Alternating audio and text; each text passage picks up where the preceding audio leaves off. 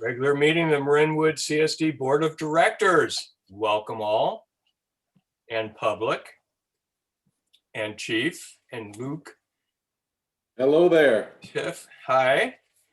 I guess we'll get started. Attention. This will be a virtual meeting of the Marinwood CSD Board of Directors pursuant to Executive Order N-2920, issued by the Governor of the State of California. There will not be a public location for participating in this meeting. Any interested member of the public can participate telephonically or via internet, utilizing the web link or dial-in information printed on this agenda. At points in the meeting, when the meeting chair requests public comment, members of the public participating in the live meeting, either via internet or telephone, shall indicate their desire to speak. If participating via internet, please click the raise hand feature located within the Zoom application screen. If connected via telephone, please dial *9. Okay, that's out of the way. Call to order. Roll call of the directors. Board President Shea, I'm here. Director Case. Director Case, you're on mute. I bet you could still hear me though. I did, From but here. I wanted everyone else to hear you just in case. Thank you, Phoebe. Director Kilkenny, Here. Director Oyserman, Here. and Director Ruggieri. Here. Thanks. Awesome. Item B, the agenda. Adopt the agenda. Do I hear a motion? Hey, Bill, before you go there, I'd like to suggest a change to the agenda. We're going to be joined later in the meeting by the Marin Wildfire Prevention Authority Executive Officer, Mark Brown. He Okay, is already in the meeting. I think rather than have him sit all the way through everything to get to the fire department matters, I'd like to suggest if we can move him up right after the presentation of the audit by HEPFEM would be awesome. Okay. great if there's no objections. So that's moving F2 up to E2. Yeah, immediately after E1, you got it. All right. Any objections? No objections. Sounds good, Eric. I call Thank you. to adopt the agenda. I'll second. Do I hear any? Do you want us Any to all say aye? What do you noise? want us to do, Tiffany? Um, We just need to go second ahead it, and right? vote? Eric, I'm sorry? can we go ahead and vote without going to the public? You don't need public comment on simply adopting the agenda, no. Okay, Okay, so I'll just go ahead and go through the list again. Board President Shea, aye. Director Case, Aye. Director Kilkenny, Aye. Director Oyserman, Aye. and Director Aye. Ruggieri. Okay, on to the consent calendar. Draft minutes of the regular meeting of last month and the bills paid. My question, Eric, is what happened after the 20th? Tiffany moved. Thanks. Sorry, I moved and I didn't write any checks that week. So the Totally payroll, threw you under the bus. the payroll for what would have been what, the 28th, The 29th. 29th? That got moved Don't to worry. February. So we'll have, Yeah, we'll you'll have see it. It's coming. Okay. Don't you worry. I was just curious. I should have asked when I was in the office. It's not a problem. It's a good question. I Anything think the only else? question I had was just a clarification on the agenda. Item H says no agenda items requested, but I think, and I know it got taken care of, but just so that we have an accurate accounting, I think, didn't we ask for the Park and Recreation Commission to take up the issue of the westernmost entrance to Quietwood. I know you guys did that. I know PNR went over it because I can see it in the minutes or in the report. But I just wanted to make sure that that was reflected in our minutes as well, unless I'm mistaken. We can add it. I didn't have it down as a request for a future agenda item. It was just clarification that it would be talked about by the PNR Commission. Okay. Either way, it was dealt with. Thank you. Yeah, I think that for H, it's things that you want to show up on the next agenda, not things that we want done. Oh, Correct. okay. By the commissions, Yeah. just Okay. specifically for this meeting. Gotcha. Newbie. Yep. How long can I use that? 8, 10? Yeah, how long do we get to use that? I'm curious too. Until we understand completely everything. Oh, it'll never happen Three. until you're off the board. Right. There we go. Nice. Any other comments? Nope. Comments from the public? 1 second.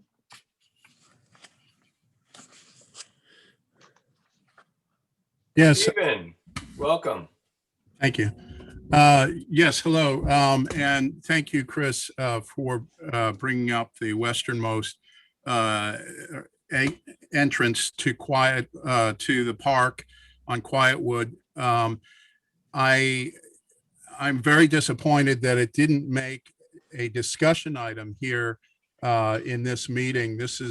We're running, what, 3 months on this. The only thing that has been done there is a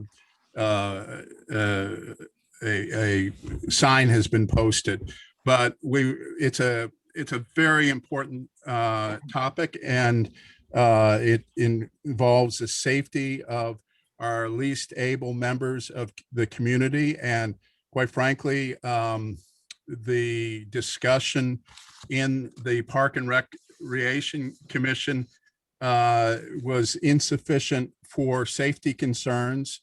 They want to just throw down some extra dirt. I think it needs stairs for safety's sake. But if you never talk about it, if you keep putting it off, it's not going to get done. And that's of great concern. I honestly don't know why we have to spend any time at all on this, because it's actually a very small project. So I'd like you to look at that. That's in the agenda. As far as the bills paid is concerned, I noticed we had a $23,000 bill for excavation, pulling down the old shed, and I guess moving the office space. I don't know if that includes, it probably doesn't include the tree work, but that seemed to me to be a lot of money. And I'm wondering how many bids we're soliciting for the work that we're doing. It's quite concerning because this project initially was only going to cost about $50,000, and already we're what, $75,000, $100,000 into the project, and really not too much has been done on the site. So I guess that's sort of a general topic as far as spending the money. And that's all I really have to say. Thank you. Public comment, open time for items not on the agenda.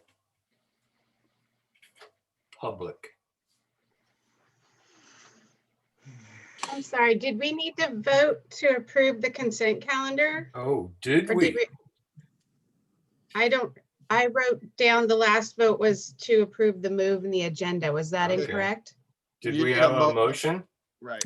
I Yeah, motion we're not ready to move on yet. for the consent Okay. calendar. Shall we vote? I'll second. So I have Sivan I'll moved motion. and Yeah, I stopped talking because I thought Eric said we're not ready to do that yet. So, but I can make the whole motion if you want me to. and just to be clear, go ahead. I motion to adopt the consent calendar and approve the draft minutes from the regular meeting from January 12th, 2021, which was remote. And does, Thank you. second it, does that include the bills paid as well? Mhm. Yes. Okay, then yeah, I'll second it. And we can vote now? Yes? Shall Okay, we? thank you. Sorry. Board President Shea, Yeah, aye. Director Case, Aye. Director Kilkenny, Aye. Director Oysterman, Aye. and Director Ruggieri. Aye. Great, thank you. Now let's move on to the public comment, not on the agenda. I take it we have public comment. Stephen, Yes. So, tonight we're talking about budgets and all sorts of things. And this is very important, as well as the projects that we have. But I would ask each one of you to think about your position in a different light. You are the dreamers of the future of Marinwood. And, we have a great opportunity. There's been a lot of changes recently in our community. We've got a lot of younger families in. People are out in open space. And this is a great opportunity to maybe think how Marinwood moves forward in the next 60 years. One of the things that I think has been pretty exciting is we've got that bike trail that went in, and we could do more in our open space to make it a really attractive venue for people to get out in. We can really create a wonderful community. We have a wonderful community, but think about what it would be like if, our trails were manicured. We had signage up in the open space, encouraging the use of riding and hiking. We could expand our trail system. We could have more activities for seniors. There's so much we can do. And I guess what I'm asking you tonight individually is to maybe rethink your role here in the community. You're not simply just approving, the business that has passed, but you are really creating the vision for the future. That's all I have to say. thank you. Anyone else, Eric? No. Okay, let's move on to E1, presentation of the fiscal year 2019-2020 audited basic financial statements and management report. Great. I'm going to move in HEP FAM from RJ Ricciardi, who was the lead auditor performing our audit. Just give me 1 second here.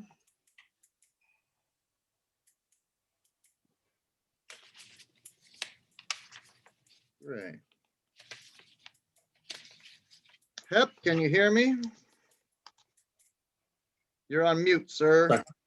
Yes, I can. Can everyone hear me okay? Hear you and Yes, see you. thank you. Okay. Welcome, Hep. Great, thank you. So I'm here to present the audit for Marin Community Services for June 30th, 2020. So I'll first start with the audit opinion, go over some financial statement analysis. And if you have any questions along the way, please feel free to stop me at any time. I'll first start with the independent audit report. So we issued an unmodified clean opinion. That basically states that the financial statements are materially accurate. Of the financial statement analysis, some significant items, cash and investments increased by $518,000. And that's mainly because of the net position went up this year. Total revenues went down by $145,000. And that's primarily because the program services went down by $414,000. And that's due to the decrease in program fees because of COVID. Total expenses went down by $392,000. That's because of a result of a reduction in staffing due to COVID and lower costs because of closures. The rest of the audit report is just financial statements, required disclosures that describe the accounting policies and provide a further detail of each major account. There is one schedule, the budget to actual, that notes that revenues were $175,000 under budget and expenditures were under budget by $756,000. And again, that's due to COVID. Of the audit adjustments that we proposed, there were just the typical closing entries. The only one to note is we did propose a prior period adjustment of $171,000, and that was to record the OPEB trust investment. This wasn't recorded in last year's audit, so we just had to put that in the books. Also, during the course of the audit, we do make management letter recommendations. Last year, we made a recommendation to reconcile the general ledger to the payroll records, the federal returns. That's just a good practice to just make sure that you identify any irregularities, and that was implemented this year, so that's good.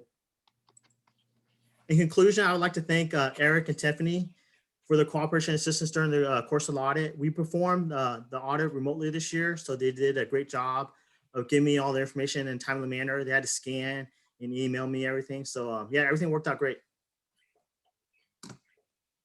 Were there any questions?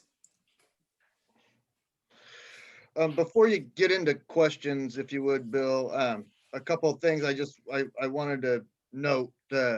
First off, I want to thank Hep. He was actually really great to work with. This was a challenging scenario in that he has never served as our auditor, so he had to kind of bring himself up to speed. And we did everything remotely for this audit, which presents some challenges, not only on Hep's end, but on our end as well, in that a lot of the things that when we would get an on-site visit, we would have prepared to show, we had to get everything, make sure everything was easily transferred via email and digitized in front of them. And we also had a lot of our own questions and confirmations that we were seeking, and he was really good about helping us and answering those and making sure that we were all understanding each other on what was happening. So that was great. So I really appreciated Hep coming on. It was nice to get a new set of eyes on everything, just to kind of confirm where we were at and make sure that things are going the way we expect them to go and the way that the board and public expect them to go. So thank you to Hep. Within the report, a couple of the things that I wanted to make sure were pointed out just from a financial perspective, not so much from a findings perspective, is you will notice, and I'm trying to find the exact pages on, these things are so thick, but that the district is noting now up to $300,000 in board designated reserves. That started 3 fiscal years ago, where the board asked staff to, budget for and anticipate putting $100,000 a year towards board designated reserves. That's actually on page 10 in the governmental funds balance sheet. And this year, we're still working towards that same goal. So ideally, at the end of this fiscal year, that reserve will be up to $400,000. And then obviously on the OPEB trust, which, as Hep mentioned, wasn't recorded within the audit last year, even though the fund was audited, it just didn't make here. So the prior year adjustment that he was talking about to note where it closed at the end of last year, and then adding the additional contributions as well as the investment earnings that come through the trust fund too. So bringing that up to a total of $282,006 at the end of the fiscal year. So as of 6/30/20, that was up to $282,000 sitting in that trust account. And I'll be able to talk more about that when we go to the P&L statement. But again, just really thanking Hep. He was very patient with us. We were kind of trying to get a lot done and trying to get everything, done so it could be shared remotely. So he was very patient and understanding with us. And I appreciated working with him. Thank you. Thank you, Eric.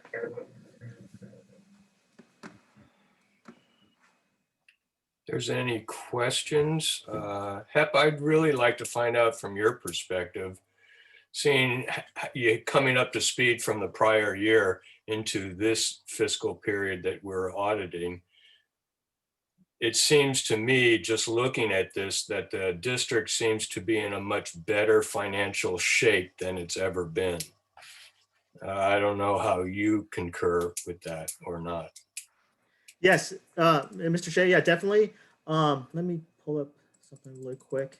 So this year's change in net financial position, we actually increased the net position by $1.1 million. Last year was an increase of $929,000. So 2 years of surpluses. So that's, yeah, definitely in the right direction. It's what we're trying to do. Especially get solved. during this pandemic. Yeah. Can Thank I you. ask a question really quick? Thank you for this audit and for going through it so thoroughly. Really appreciate your help and your work. I'm looking at table 1. We're looking at the total net position. It looks like between 2020 and 2019, we have 2,962,195 and then 4,309,224 in 2019. Yet the paragraph below it says that there's an 2,292 as of June, and it's an increase of 1.3, but it looks like it's a decrease when I look at the table. No, because it's a loss. Yeah, yeah, Right. exactly. What We Mr. decreased the loss. Okay, got it. Yeah, what Mr. Shea stated, it was a $4.3 million loss last year. Got it. Yeah, we're actually decreasing the loss. I see, understood. Okay, thanks for clarifying. The key driver there is what's known as the unfunded accrued liabilities. These are related to pension and to OPEB, and they look out 30 years and basically state, what you'd have to pay right now to be fully funded for the next 30 years. So these numbers also change based on every year they go through an actuarial report. And they're dated by a year when you get the actuarial report, at least on the pension side, which is the big driver. So you're looking at the pension valuations as of 6/30/19 to produce what's known as a GASB 68 report that then gets put into this audit. But unfortunately, we rely on CalPERS and other third parties to produce those actuarial reports. So we typically will get those in August for the year prior. So usually around August of 2020, we're getting the actuarial report from CalPERS for June of 2019. So these are, again, long-ranging, long-term debt. They do fluctuate. With that said, CalPERS lately hasn't been meeting their investment targets, and I tried to cover a little bit about that in my P&L staff report too. But that's the driver why you're looking at this as a negative number. So stating that our net position, when you look at total assets versus total liabilities, is, in 2019 was negative 4.3 million, and this year it's negative 2.9 million. So it did increase. It looks negative because it increased from a negative number to a smaller negative number. Got And it. it's not that we're losing money as a district. It is the unfunded liabilities due to the decisions that were made years ago with the stuff that we gave the fire department, which, yeah, without funding it. Right. It's And not then that, on the it's not that OPEB we're as a side, district mishandling money and losing money. right. And on the OPEB side, creating that trust actually severely reduced that liability a couple years ago as well. And we'll continue to do so. Correct. Good question, though.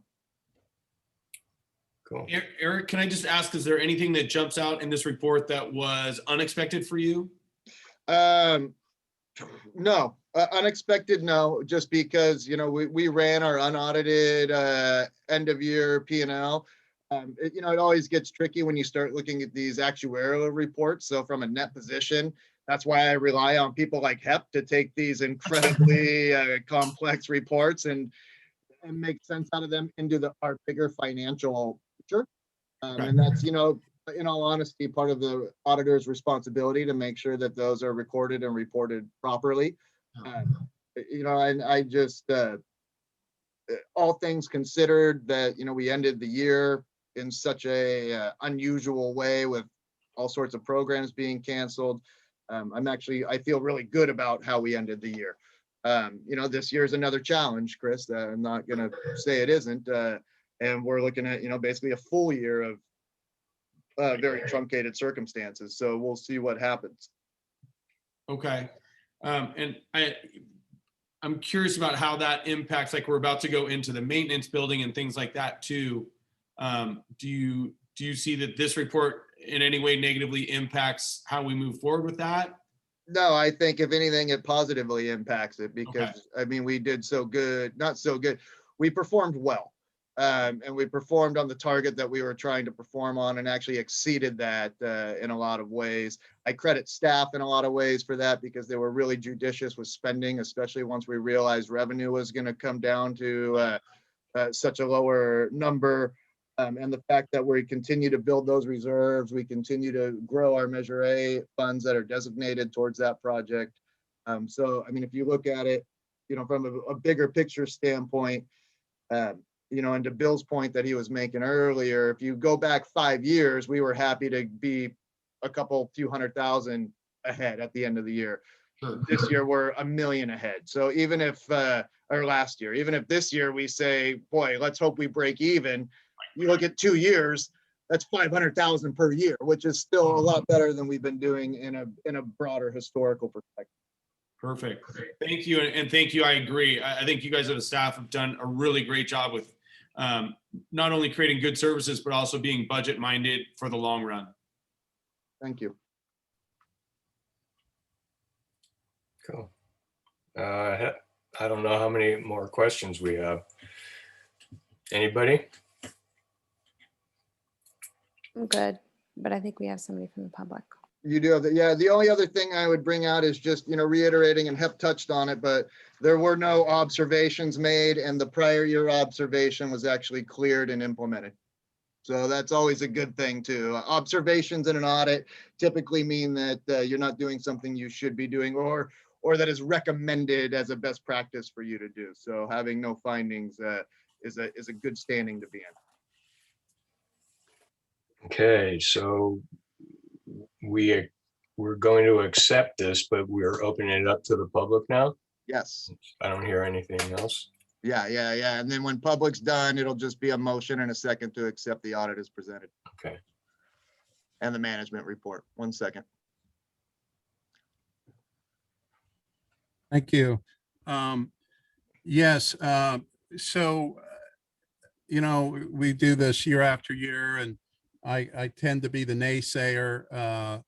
I don't want to be that way this year. I mean, I think, the patient is stable, but let's not overemphasize our successes here. The reason why revenues are up is because the real estate market is up. Yes, we've controlled costs, we've made operations better, but really there's two sources of income. There's the tax income, which is stable, growing, we don't have any control over, and then there's the business income. The other factor that we have great deal of control over is our spending. And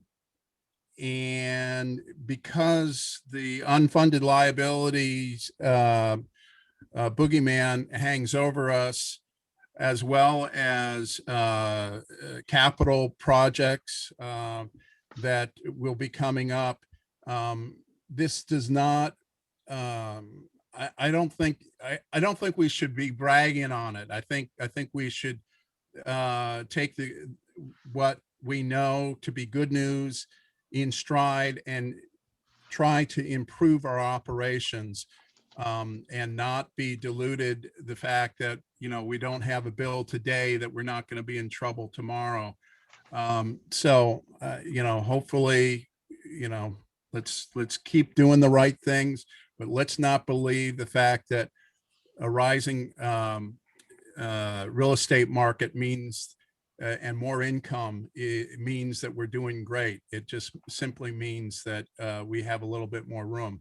I personally think that if we manage our operations better, that we can get far more performance, we can strengthen our position far better for the future. But it seems like there's tends to be a narrow focus on I think like this maintenance project, which is going to be very, very expensive, and it's going to have to be paid for. But we've got a lot more in the future as well coming up. That's all I have to say. Thank you. Is there anybody else, Eric? No. I guess that's it, Hep. I really appreciate you coming on and giving us this report. Thank you. Thank you for having me, board. Thank you very much. Thank you so much. All right, so Uh, I'll motion to thank- accept the audited financial statements for the 2019-2020 fiscal year from HEP. And what else was I supposed to say, Eric? And the management report. And in the management report, sorry. A second. All those in favor? Do we do the manager report when we haven't talked about it yet? You talked about the management report. It was all part of it. That's where we said the findings and the implementation. Yeah. Okay, thank you. See, this is, If Are we ready to vote? I don't know am, what Savon's doing. I'm showing the pages that we were looking at. That's the management report. Oh, sorry. Oh, yeah, I just yeah, wanted no, to no, make sure I wasn't interrupting. Mm-mm. I was getting confused with the district manager report. Yeah, yeah. Gotcha. But I All really right, was for paying the attention. vote. I, Thank you, Board President Shea, for your aye. Director Aye. Case, Director Kilkenny, I just kidding. Director Oyserman, Hi. and Director Aye. Rosari. okay, Thank you now. Appreciate it all. moving- Thank you. Thanks, Hep. Thanks, Hep. Thank you, Hep. The Marinwood Wildfire Prevention Authority, Mark Brown, the executive officer, is going to be on board now. Yeah, let me bring them over. 1 second.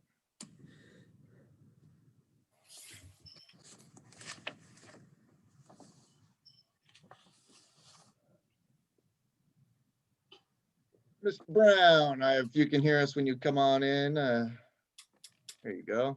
Howdy, Good sir. evening. Good evening. How are Welcome, you? Mark.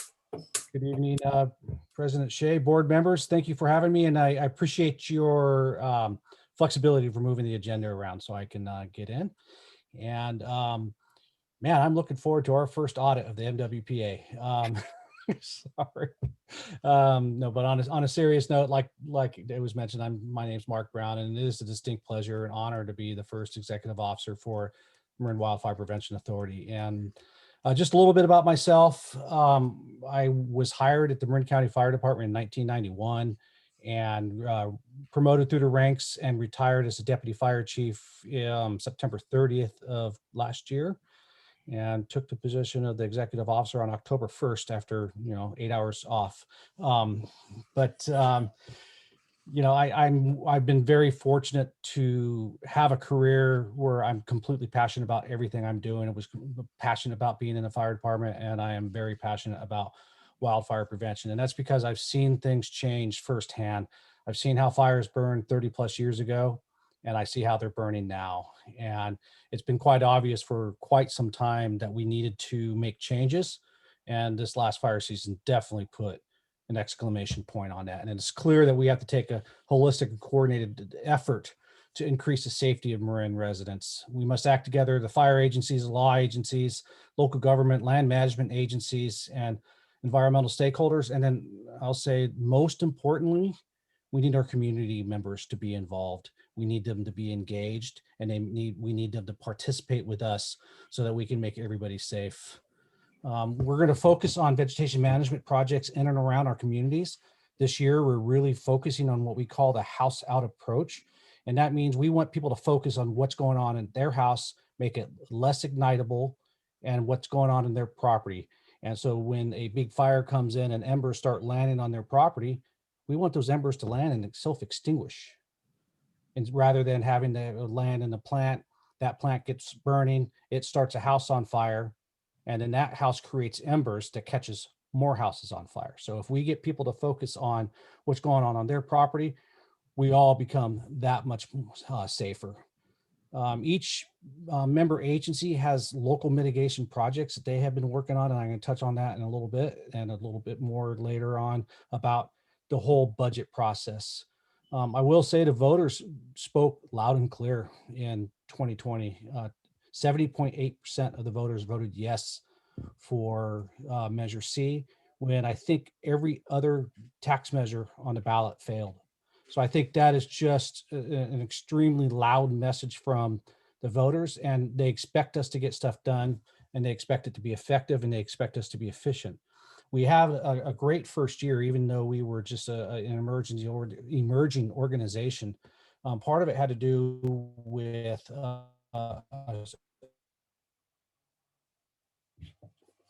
programs was our chipper program, where the portion of the program that was facilitated by FireSafe Marin had more than 2,500 curbside pickups. And then within the Santa Fe area, there was another 500 more pickups. So nearly 3,000 visits of chippers to our residents to dispose of any material that they have removed from their property.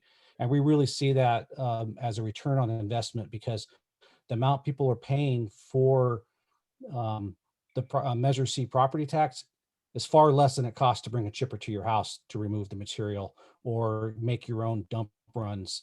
So we think that's a huge return on investment, and we're looking at a dramatic increase this year, nearly a 50%, if not more, increase to the curbside pickups that we're going to have.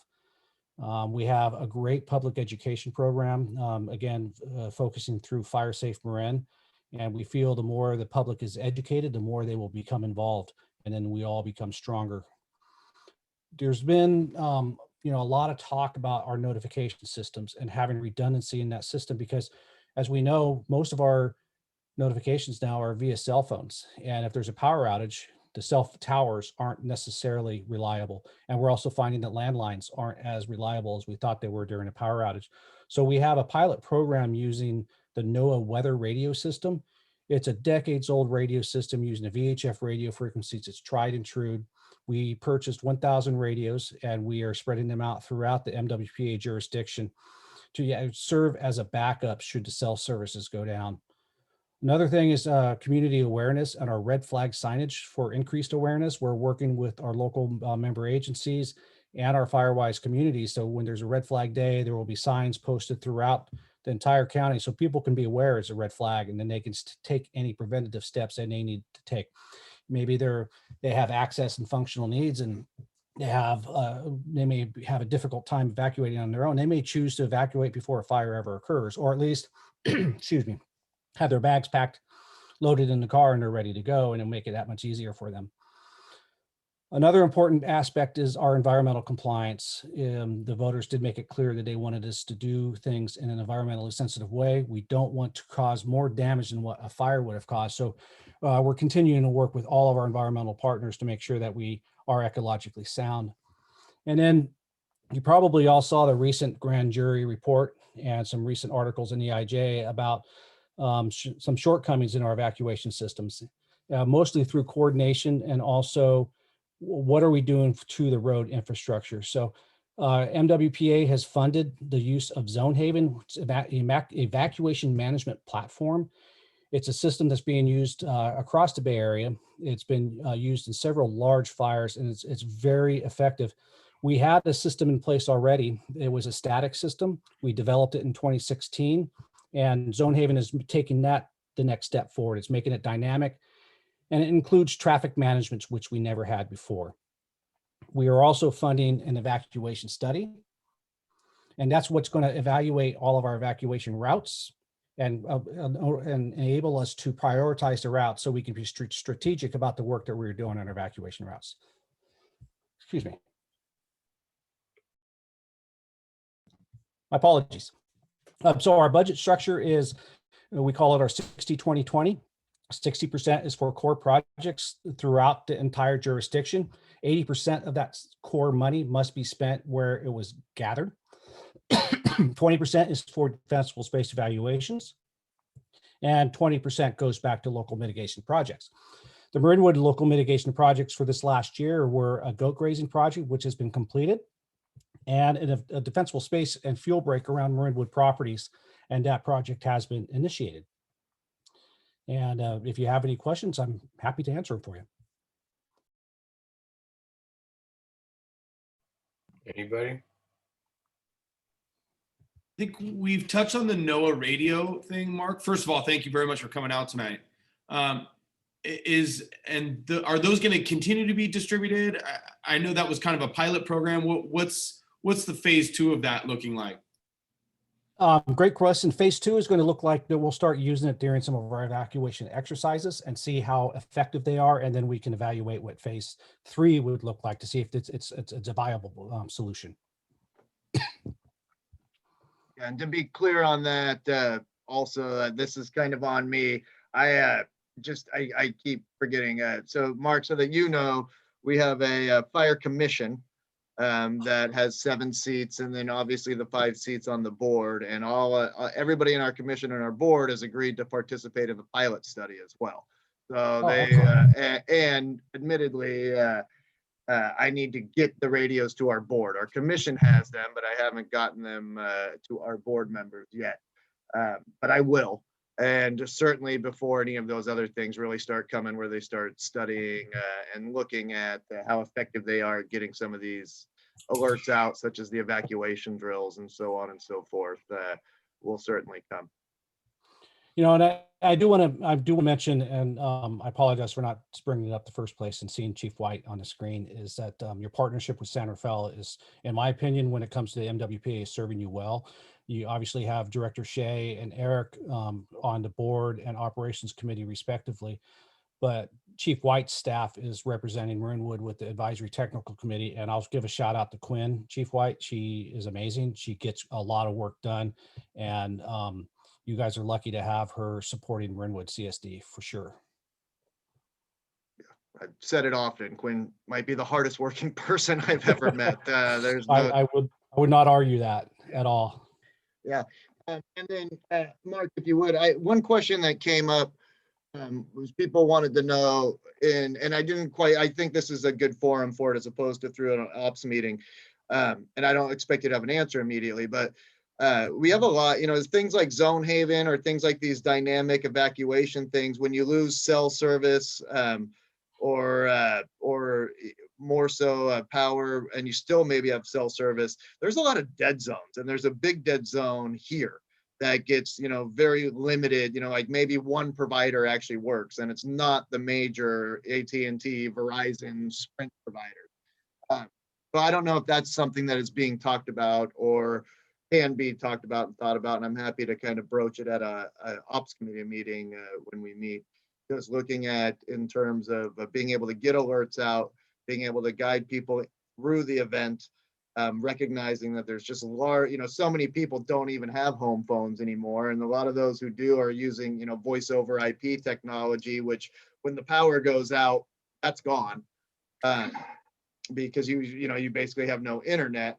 And cell phones last a limited period of time, we've discovered through the PSPS events.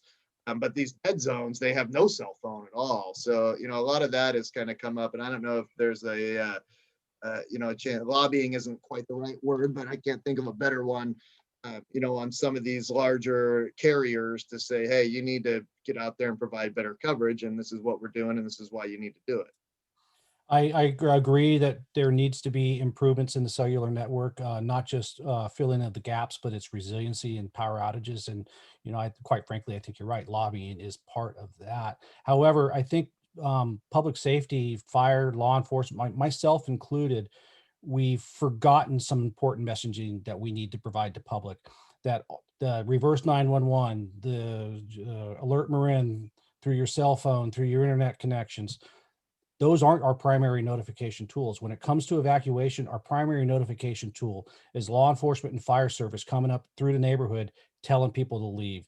So even if you aren't getting that message through your phone, you are still going to have public safety officers telling you pack up and leave. Another thing that we forget to mention, but our fire clear maps that I know San Rafael is working on it for San Rafael and Marinwood has preparatory messages on the map that includes what AM radio stations that you should be listening to during an emergency. And we have a great partnership with the Bay Area radio stations that if any of our fire agencies put out messaging, whether it's through Alert Marin, which automatically connects to our Twitter feeds, if they pick up on a Twitter feed that there are evacuation notifications, they immediately turn around and start broadcasting that on the AM radio station. So sometimes we forget to talk about the tried and true and the old fashioned ways of getting people out of harm's way. Yeah, good thought. One more question I would have, Mark, is how can we, I don't know if the right term is better support you guys, but how can we get the word out for you within our community and help you guys achieve some of your goals, like with the defensible space, things like that? How can they access the chipping services and such? Great question. And we really engage all of the community to be involved, whether if it's at the CSD level, or they can go to the MWPA website, which is marinwildfire.org, go to firesafemarin.org. And I'll be blunt, we need our community members to take responsibility. It's not just public safety that's going to keep them safe.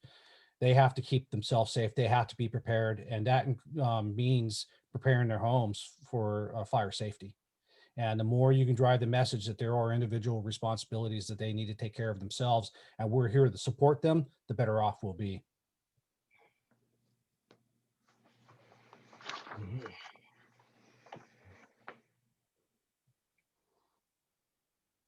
I'd say that awkward silence means there's not any. Yeah, Bill. We have any questions from the public? Yeah, 1 second.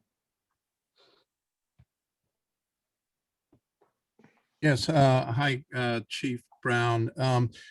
I wonder if you could tell us a little bit more about what the Defensible Space Marinwood program is going to look like. I assume it means vegetation management and maybe looking at the plants on people's properties, but how much of it is going into the open space? What kind of swath or clearing that you'll be planning to do? Do you have any details on that? I don't have specific details, but Chief White, since it's a local mitigation project, they're the ones coordinating it.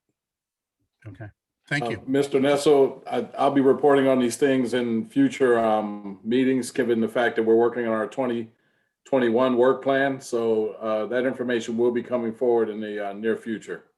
Great, thank you. You're welcome. Anything else, Stephen? No? I guess not. It appears, Mark, that seems to wrap things up. Thank you very much. Take care, everybody, and thank you for your time. Yeah, Have a thank great you, evening. Mark. Just wanted to point out that, Mark hit the ground running recently as the first executive officer. There's 17 groups, and he's taking it upon himself to attend the governing body meetings of all 17 participating agencies. So thank you, Mark, for your time and getting out there and introducing yourself. It's much appreciated. Thank you. Have a great evening. Good luck with the You rest of too. the meeting. Thank you so much. Thanks. Thank you much. See you, Chief White. Take care. Okay. Let's review the fiscal year 2020-21 second quarter. Profit and loss, Eric. Yes. So in looking at things, I tried to give a fairly detailed staff report, a little bit more detailed and explanation on some things, recognizing that this is the first P&L statement that three of you have sat through in this capacity anyway. I know you've observed them in the past. So I tried to give a little bit more explanation in my staff report as to what's going on here and what we're looking at. Keeping in mind that a P&L statement is really just a budget to actuals at a specific point in time. So as of December 30th, or December 31st, how were we performing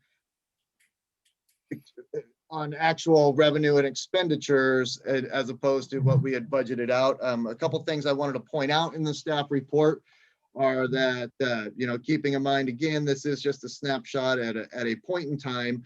And, the way that our seasonality works here, the way that we do a modified accrual counting as opposed to a full accrual,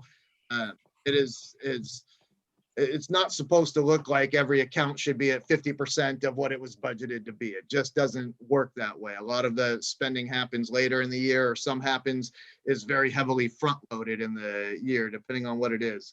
And what I also did was I tried to provide some summary notes that are a little bit of a mix of a variance report, just stating things that seem like, okay, how come we're only at 20%, or how come we've already spent 80%? And also things that are just kind of significant, materially significant, meaning if it's a very small budget line that only has $1,000 and we've spent 200 of it, how come we're only at 20%? Well, we're only talking about $800. So I didn't really go into a lot of those types of things. So to kind of get into it, as of 12/31, we did receive our first installment of ad valorem property taxes. This makes a significant portion of our revenue every year. And we typically receive 55% of the anticipated total, and that's held pretty true during my 6 years here. With that, we are slightly ahead of budgeted projections, and I would expect that we are going to come in slightly higher in the ad valorem category, with the primary account there being current secured when you look at it. But all of these other little tax things that are on the actual P&L statement make it up, with the exception of special tax assessments, which are the voter approved assessments. We have two of those, one for park maintenance and one for fire protection and emergency services. So in total, we got about 1.15 million in net ad valorem with the first installment, a little over 877,000 in the combined special taxes. We typically get, if that was 55%, we typically get another 40% in April, with the remaining 5% kind of trickling in towards the end of the year in the bigger categories. The other smaller categories are really kind of trickle in throughout the year, and it doesn't follow the traditional 55-45 model as far as when the revenue comes in. And a lot of these revenues, from a cash flow perspective, actually come in after the close of the year, but they're posted as of 6/30, because that's, it takes the county some time to reconcile it and make sure they have the allocations proper. But they do post it to our treasury fund as of the 6/30 date. So that way, all interest accruals and everything are accounted for. On the expenditure side, it's, again, we're a service-based agency. So the primary drivers remain, staff wages and benefits, insurance payments, pension payments. And I try to give you a little example and a very rudimentary definition of what the unfunded accrued liability means within pension, which basically occurs when the investment revenue set by CalPERS doesn't meet their projected target, which has been the case for a handful of years in a row now, which is primarily why our unfunded accrued liability continues to grow. If they hit target every year, we would have no unfunded accrued liability, but their target, even by the most non-conservative of investment people, they still think it's too high. So there is certainly a chance that that could continue to drop lower, which will then shoot our unfunded accrued liability even higher. As of December 31st, we had a little over 4 million sitting in our treasury account. That's actually an increase of about $40,000 over the same point in time last year. Again, that's simply a cash balance on a given day. And it does show that our cash holdings have been stable through, what amounts to 9 months of incredibly impacted operations, due to the health situation. But again, it's a reflection of cash flow. And I would not be doing my job if I didn't tell you that, yes, these are positive fiscal trends, but again, liabilities continue to grow. The annual pension UAL continues to grow. The OPEB continues to grow, although starting, when we opening that OPEB trust fund was a very sound strategic decision made by the board a few years ago. I told you in the audit, we had 286,000 in assets in there as of 6/30 or June 30th. As of December 30th, we were actually up to $362,000. So we're doing good on that with annual contributions of, exactly $100,000 every year for the last 2 years, plus $60,000 in the initial year. And then the rest of that then comes from investment earnings. So it has been doing good on an investment earnings standpoint recently. Flipping to the second page here. Q3, kind of looking forward, this is typically when we open up our rec registration, and that implies a large influx of cash, although much of that cash influx is what's called deferred revenue, and it actually gets booked towards next fiscal year because it's people paying in advance for programs and services that won't happen until after July 1st. So it's not earned yet. So it is it's unearned revenue that's booked as deferred revenue. Luke will certainly talk a little bit more about plans for what's happening with the rec programs and when they're anticipating opening up registrations for that when we get to his report. Additionally, last month, we did receive the first payment towards our agreement with the county to provide fire protection services to CSA 13. That is actually about, I want to say, I think it came in at about $311,000. It's 50% of the total. The agreement, when it was said and done and the tax rolls were analyzed, is more than what we budgeted for. So that'll represent a little bit more increase. I think it's about $11,000 to $12,000 higher than budgeted. And that's simply because we don't have the actual data until after the budget gets approved. And that contract is typically approved in October. But we get pretty darn close. So I'm happy that it's always nice for it to be over. And then a couple of the moves that we will be making. One of the things that Mark Brown didn't actually discuss, we have received our very first funding allocation in January from the Marin Wildfire Prevention Authority. Their original total tax estimates were a little conservative, and they're actually expecting about 1% to 2% increase over that. Looking at, I believe we're somewhere around 131,000 we're anticipating from that. I talk a little bit more about this in my district manager report. And then, so we will be creating separate classes. That funding is restricted for those purposes. It'll basically go on the balance sheet as an asset and an equity account, noting that it can be carried over from year to year. It's not, here's your annual allocation, spend it all. A lot of agencies are actually spending less than their full allocation right now, anticipating larger projects. So they're kind of saving up for some of those. We'll talk more about our plans when we get to the chief report. And then obviously from a balance sheet perspective, we'll be adding in the OPEB trust account. One thing I want to point out on the P&L, there's two accounts. There's the OPEB trust account, and then there's also a line and a budgeted amount that you see for the designated reserves. I believe it's listed as designated capital reserves or capital reserves designation, the last line on the expenditures. We put these in there for budgeting purpose. So that way, when we're going through the budget process, we can earmark those amounts, and it makes it a little bit more visible to see, okay, we're meeting our budget and we're allocating 100,000 to each of these. However, they're not actually expenditures. These become assets. We're writing a physical check to our trust fund to go into it, but that is our money. So it'll be, moving forward, we'll probably just treat that as an annual audit adjustment or maybe a quarterly adjustment, and those will be moved to a balance sheet and not shown on a P&L statement, because, it's not a purchase of goods or services or anything like that. It's just an investment account the district is making.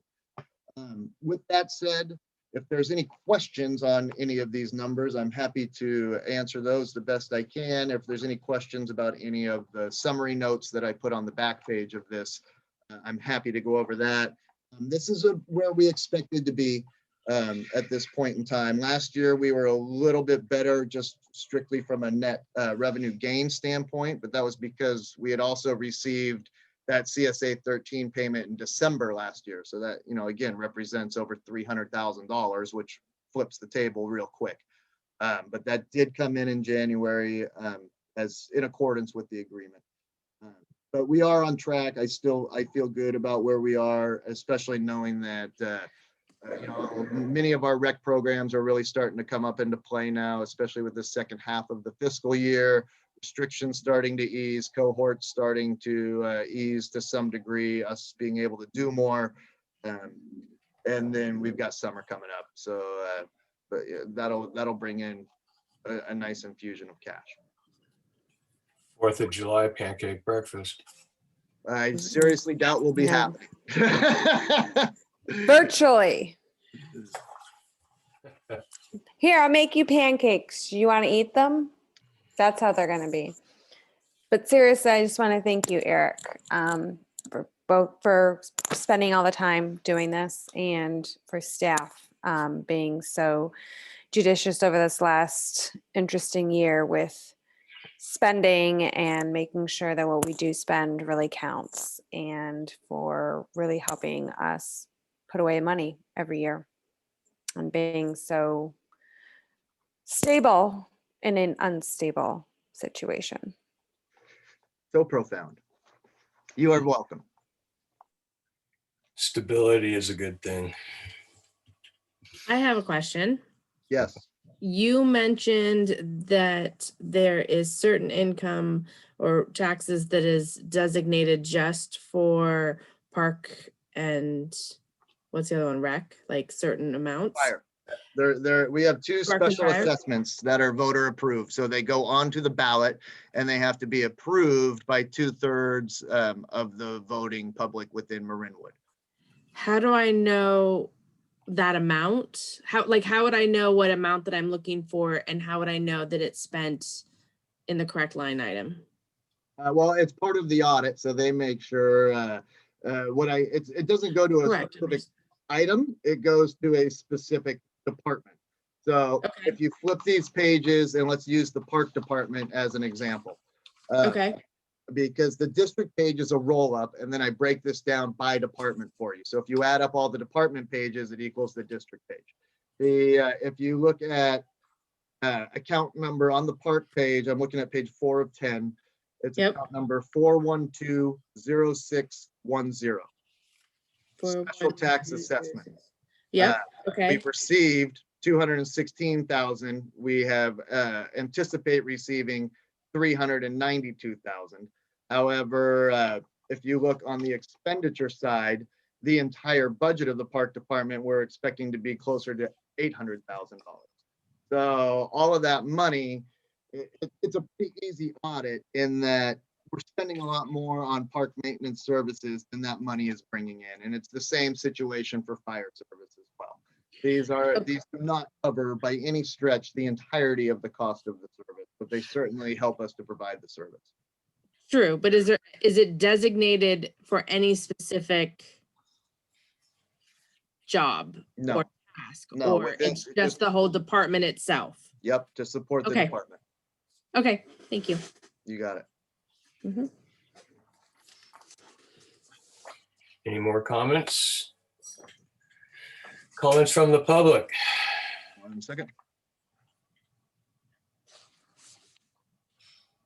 Stephen?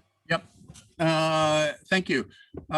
So I think you need another column in this P&L statement, and that column would be a year-over-year expenditures.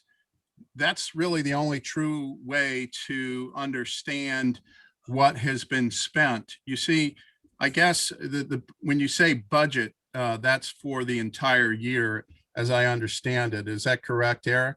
Yep. Okay, so you really can't tell where you're at or where you should be because of the irregularity of the expenditures as well as the income. So you can't really see where there's a problem. It's kind of akin to having a a map, a chart, and on the sea, and not knowing where you're at. You can't figure out on the map. You can't figure out where you got to go or what route you've got to take to keep you on course. It looks good. I mean, honestly, I can't really tell too much from what you're saying. I will say this, our services have been reduced over this year. And I think that is not reflected in this. Also, of course, unfunded liabilities and delayed capital expenditures are also not reflected here. So I guess I would ask the board, maybe, you know, if you really want to know what's going on, that you look at the year-over-year performance as opposed to the year toward to the total budget, because you're not going to know whether or not you're on target or not. Thanks. I'm going to chirp in here and presume that's what an audited financial statement is for. Anyway, how about going on to the district manager's report? Sure. If there's no more questions about this, I'm happy to. Thank you. Again, with, you know, closing out the audit and everything has been keeping us more than busy in my office anyway. From the DM report, just a couple really brief updates. We're not quite where we were hoping to be on the park maintenance facility replacement project, although we do expect actually this week the second final plan sets to go through the plan check. I am also spending this week working on, you know, kind of trying to finish up the RFP. And then our project architect, Bill Hansel, will be adding in the technical specs to that. So hopefully those are able to go out. It does still keep us on track. You know, my main goal is to have this thing work ready before next rainy season. That's always been the goal. And I think we're still on track to be able to do that. So just wanted to give you guys a little bit of an update on that. We've talked a lot about the Marin Wildfire Prevention Authority. Just again, a quick mention that, you know, we've received that funding. I continue to work with Chief White and his staff, who, as Mark Brown and I iterated in his presentation, are invaluable to us. It's a resource that we would never have without this relationship. So I continue to thank them. We're working on finalizing, you know, not only immediate plans for this coming year and fire season, but also, you know, kind of some of what of our long-term plans are.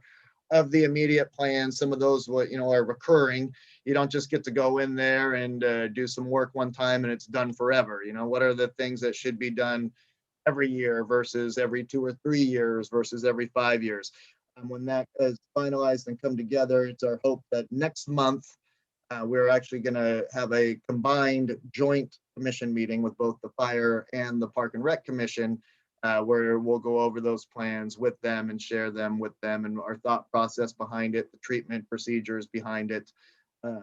And they can, you know, have some questions and share with them what's going on. But again, having, you know, trained veg management and defensible space inspectors at our disposal to be able to use is an incredible resource as we begin to move, as we've moved into this area. Not to mention the funding amount is, you know, basically double what we've been able to budget just towards veg management alone, let alone, you know, another significant amount of money towards defensible space efforts. Remembering that defensible space focuses on the residential portion of it, while the veg management focuses on the wildland urban interfaces in the properties that we own. Eric, can I ask a quick question related to that? Of course. And if this is too long of an explanation, we can get to it another time. I'm just curious, like how far up into the open space we as a CSD have control over versus what becomes county. It's over the years, Well, I kind of changed a little bit and it's confusing to me. We own a little over 800 acres of open space. Now, as you get out there, certain areas run deeper and than others. There's certain areas where, you kind of hit little, three-way points where you get into Pacheco Valley, which is actually owned by Novato. When you go over the North Hills, as you move out towards Lucas Valley Estates, all of that open space is actually owned by the county.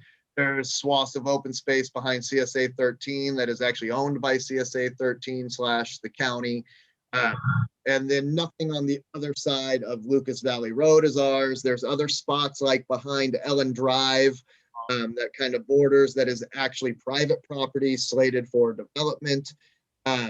In terms of our local mitigation efforts, we look at, that kind of best, that prescribed area of 100 feet from the residential properties, and trying to really treat those areas and creating efforts to prevent. Chief White, by all means, please, this is much more your wheelhouse than it is mine. And if you want to jump in, feel free. The one thing I will say first off, though, is we're hoping that as you get into those broader areas of open space that quickly move into multi-jurisdictional open space areas, that we can start to use some of the core funding that Mark Brown was referring to, which is a much larger pot of money. That's 60% of the total funding, and 80% of that 60% that comes from Santa Fe area has to be spent in the Santa Fe area. Gotcha. So, and those projects wouldn't be quite as intense as what and not to say our projects are intense, a bad choice of words, but just looking at things differently in that aspect. Chief White?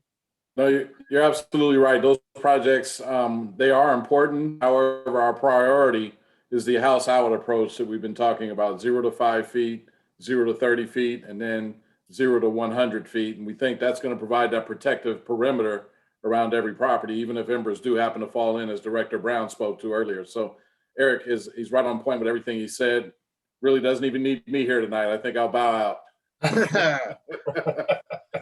Do I get a badge? Yeah. Get one of the trust me, I don't want one. The San Rafael Fire Commissioners get badges. Yeah, they're ceremonial. I don't need Wow. Ron Marinoff running I'm around with just a badge. saying, when we went and saw them, all of our fire commissioners were like, why do they get badges? I'm sure you can run and get a sticker. Yeah, exactly. And trust me, I've got a few of those plastic helmets too. They work as far as you want somebody like me to go. Trust me. Yeah. Is there, Eric, just to close that out super fast, is there a map that we might be able to access? I'm just saying, not even in terms of fire management, but also of open space, management, things of that nature. Yeah, well, you can see our open space properties if you go. There's a couple of ways that you can look at it.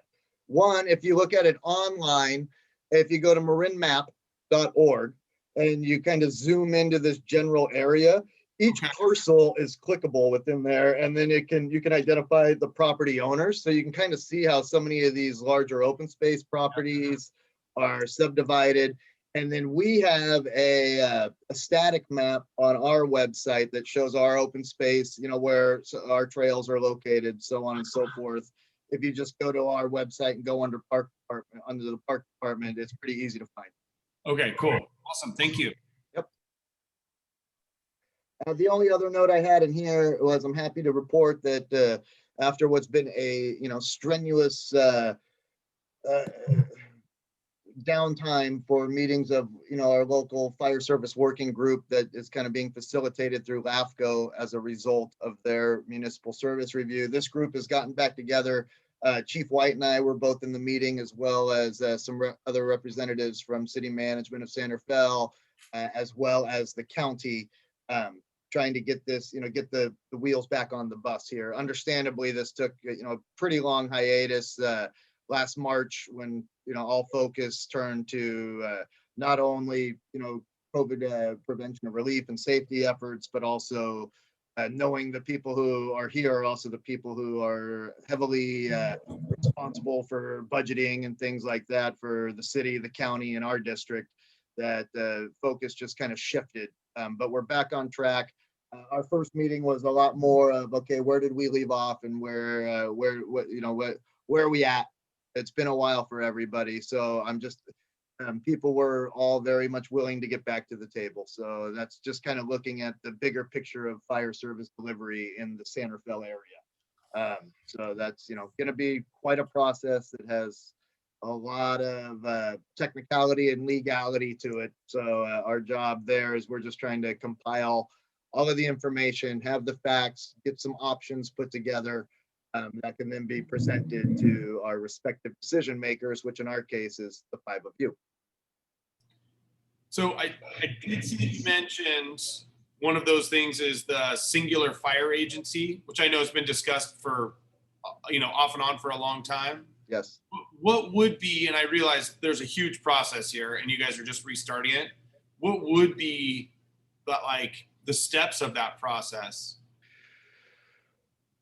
How much time you got, Chris? The farther we get into this, the more we realize that, there is a lot to it because LAFCO has a part into it. The citizens have a part into it. There's legal jurisdictions that come into play. There's legal responsibilities for this service that come into play.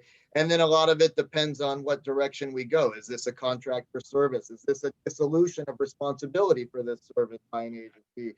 Is this creating an entirely separate agency and both, and all of the agencies kind of move into that new, maybe it's a dependent district, maybe it's a new independent district, or again, is it just looking at, is it a contract for service? Is it, so those are the questions that we are trying to answer. And, luckily with LAFCO, they have a lot of legal background in this area. And we're just trying to compile the facts in a concise and clear manner so that the options can be brought to the table. Awesome. That's the goal of the staff in these meetings at this point. Okay. Yeah, no, I think it's interesting, important stuff. Thank you very much. I appreciate it, Eric. Yeah, my pleasure. Thank you. Do we have any more questions? Questions from the public? Stephen? Yeah, this is on the manager's report, correct?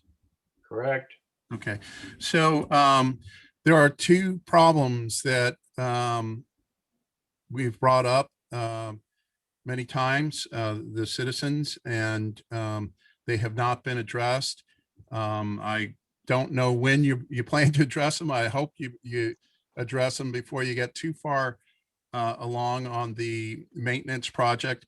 But you can see in the space right now how much space is required to move our trucks, our trailer, and to store our brush. And this is a central task that our landscaping crew does on a daily basis.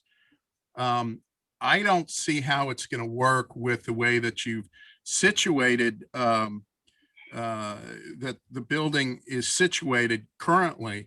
However, I'm pleased to and surprised that the temporary facility is actually the ideal location for Bill's beautiful maintenance facility. Not only will it all the beauty that we have invested in that structure face one of our main roads, it allows access to on both ends of the building as it was designed.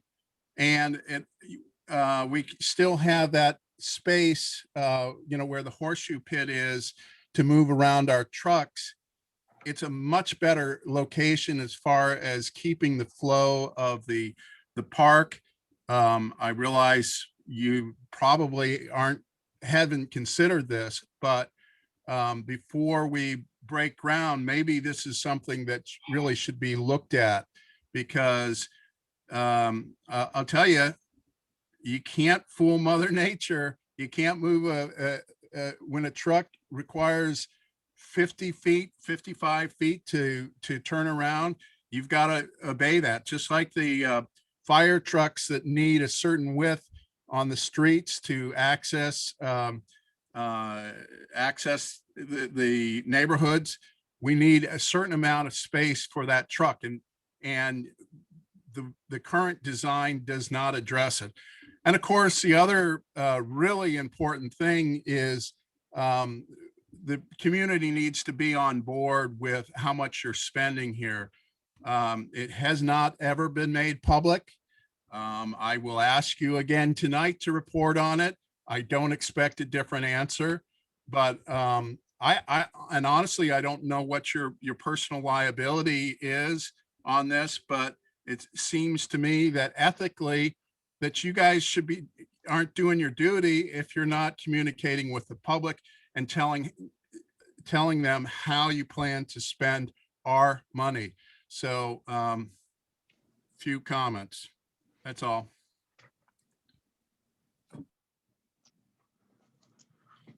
You're muted, Bill. May I ask a follow-up question? Thank you, Sure. Steve, for your comments. If we were to, hypothetical, look at the design, would it not cost us more money to, one, change the location of it and the whole design? And then would we have to go back through the whole planning commission again and the county and get different permits? So again, we're looking at additional costs to change the location or anything about the build that had already been approved, correct? You are 100% correct. Not to mention an extreme amount of time that's involved. This has been a long process. It's been discussed ad nauseum. It's been in multiple public meetings. The county planning commission has approved it unanimously. These Okay. concerns have been addressed multiple times. Okay, and I know I'm new to this, so I'm just asking. Exactly. No, that's why I'm I don't wanna explaining. rehash. I'm not trying to beat a dead horse to go and change everything and add it again and again. I just want to understand if we're trying to keep the costs under wraps and within as close to budgets as we can, if we start over, we're adding a whole nother layer to our budget. You are starting over. All right, thank you. Yeah. What's another year or two? Yeah, it would be more than that, Bill. You guys can Anyway, address it in 3.5 years. on to the draft minutes of the fire commission meeting. Any questions? Nope, it was an amazing meeting. I just want to say. I did, It's a fun group, isn't it? I did great. I did great. Yes, I will say, Kathleen attended her first meeting as the liaison, so it was nice to have her there. She had some good questions, as well as just, trying to wrap her head around what's going on. I'm sure it's an interesting group, our fire commissioners. Bless them, they're committed. They show up to the meetings prepared, but doesn't make them nonetheless interesting. Yeah. True. I want to know about the chief's second shot and how it worked out in yeah. terms of how'd you feel? I actually had a lot of soreness. It almost seemed like they stuck me in the exact precise same place as the first shot. And I don't know if I'm having sympathetic pains with my lady friend who just got her Moderna shot, but she 2 nights ago or 3 days ago got her shot. And then last night I couldn't sleep. My shoulder was bothering me again. So I was like, what is going on here? So Like a shingle shot. something. Yeah. didn't But have- no, you didn't have it temperature went or fine. anything? I was Okay. very fortunate. I didn't have any challenges. I had the Pfizer, she had the Moderna, and she actually felt fatigue and some of the other just blah feeling that she, didn't want to experience, but she felt it over the weekend. So I don't know if that has something to do with the difference between the vaccines or just the difference between our chemical makeups. Who knows? But so far, so good. Yeah, my sister-in-law had a fever and stuff when she got her second. She was like, it was almost as bad as when I got COVID. Oh, It's no. like, oh, that's not good. Did she take the Pfizer or the Moderna? Do you know? I forgot to ask. Oh, I think that she and my other sister-in-law and my mother-in-law all got Pfizer. Michigan's doing a better job, by the way. Was this in on the fire immunizing. commission meeting? Yeah, sorry. Any comments from the public on the fire commission meeting? 1 second.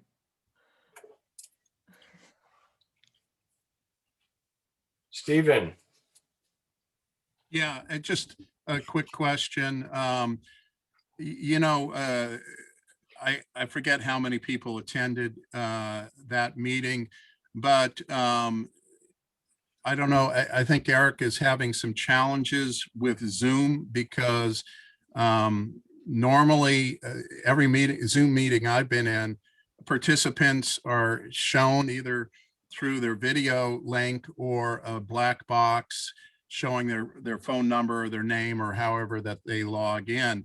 And I sent an email both to you, Bill, and to Eric, requesting that he fix this so we can have proper record of who is speaking during the meeting. I think it's very important as far as the public record is concerned. And I guess I'm sort of asking whether or not Eric has figured it out. Apparently I don't see my black box up there while I'm speaking, so I assume not, but it is We see a simply, black box with your name every single time and anytime anybody else does. So it might be the difference between the panelists and the attendees. Just putting it out there. okay. So what I'm saying is, when I participated in other public meetings, I always see that, and I believe it's simply a setting. But I don't necessarily want to see my black box. I want to see who the commissioners are, or the other participants in the meeting, as far as I'm concerned. So I think that's important. So thank you very much, Siobhan, for pointing that out, but clearly there's something that can be done. Eric, do you have any comments on, have you looked into that? Yeah, I did look into it, Stephen, and I still stand behind. I think this is a setting that's within your own personal device because I've had other people not tell me the same thing. And you might have it set to be hiding non-video participants because we do have a lot of call-in commissioners. Well, And Stephen, when I've called in Yeah. over the last year for the Fire Commission, I've seen every single person and the phone number and who they are. So I think it's a reoccurring meeting that Eric set up. So unless he's changed something in the 1 month that I've been gone, I mean, I've seen that for the whole year, or that I've been doing it. on Zoom okay, for- well, okay, I'll further say that this is the only meeting where I haven't been invited. I'm silenced. Well, no, you're silenced in other meetings, but I see no record of my participation. I do believe it's Eric, it's something on your end. And I stand by that. And if you're gonna just not pay attention to it, I guess I have to pursue it other ways. But you know, gosh, there's a Brown Act that requires transparency. If we don't see the participants, we don't know what's going on in the meeting, who's speaking. And so I forgive you if you don't know what's going on, but I do want you to make some effort and get this fixed. Thank you. Thank you, Stephen. I'm confused. What did that have to do with the meeting minutes? Anyway, Chief, welcome. Good evening. Welcome. Yes, thank you.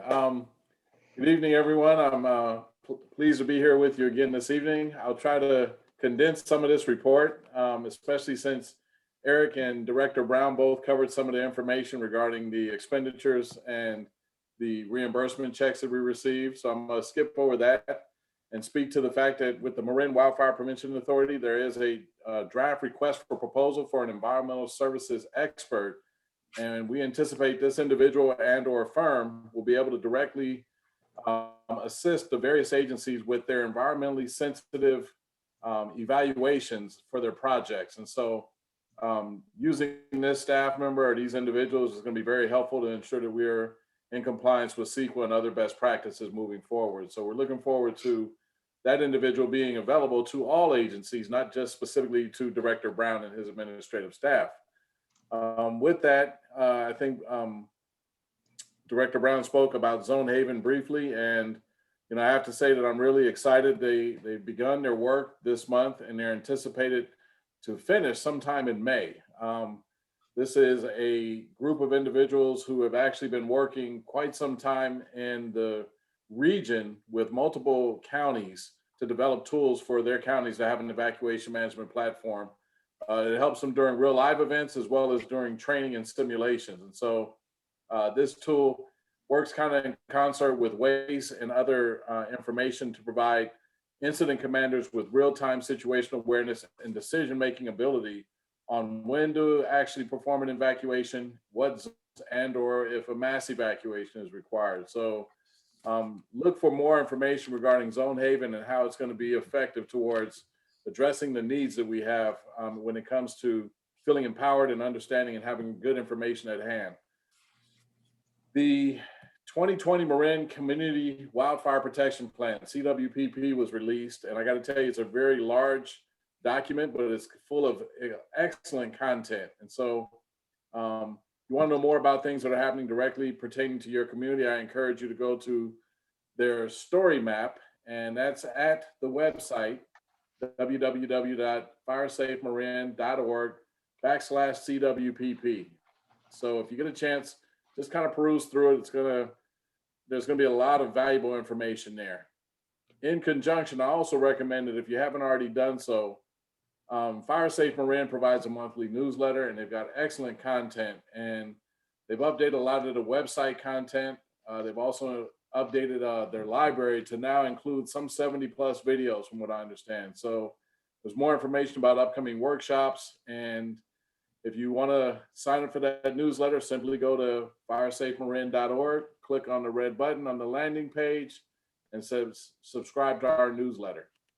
Simple, great information, helps you understand a lot of what's going on countywide with outreach and education, and to some degree, progress that's been made with MWPA funding. So it's a great opportunity to get more information than what generally might be available in my report and or in some of the other sources that you may come across.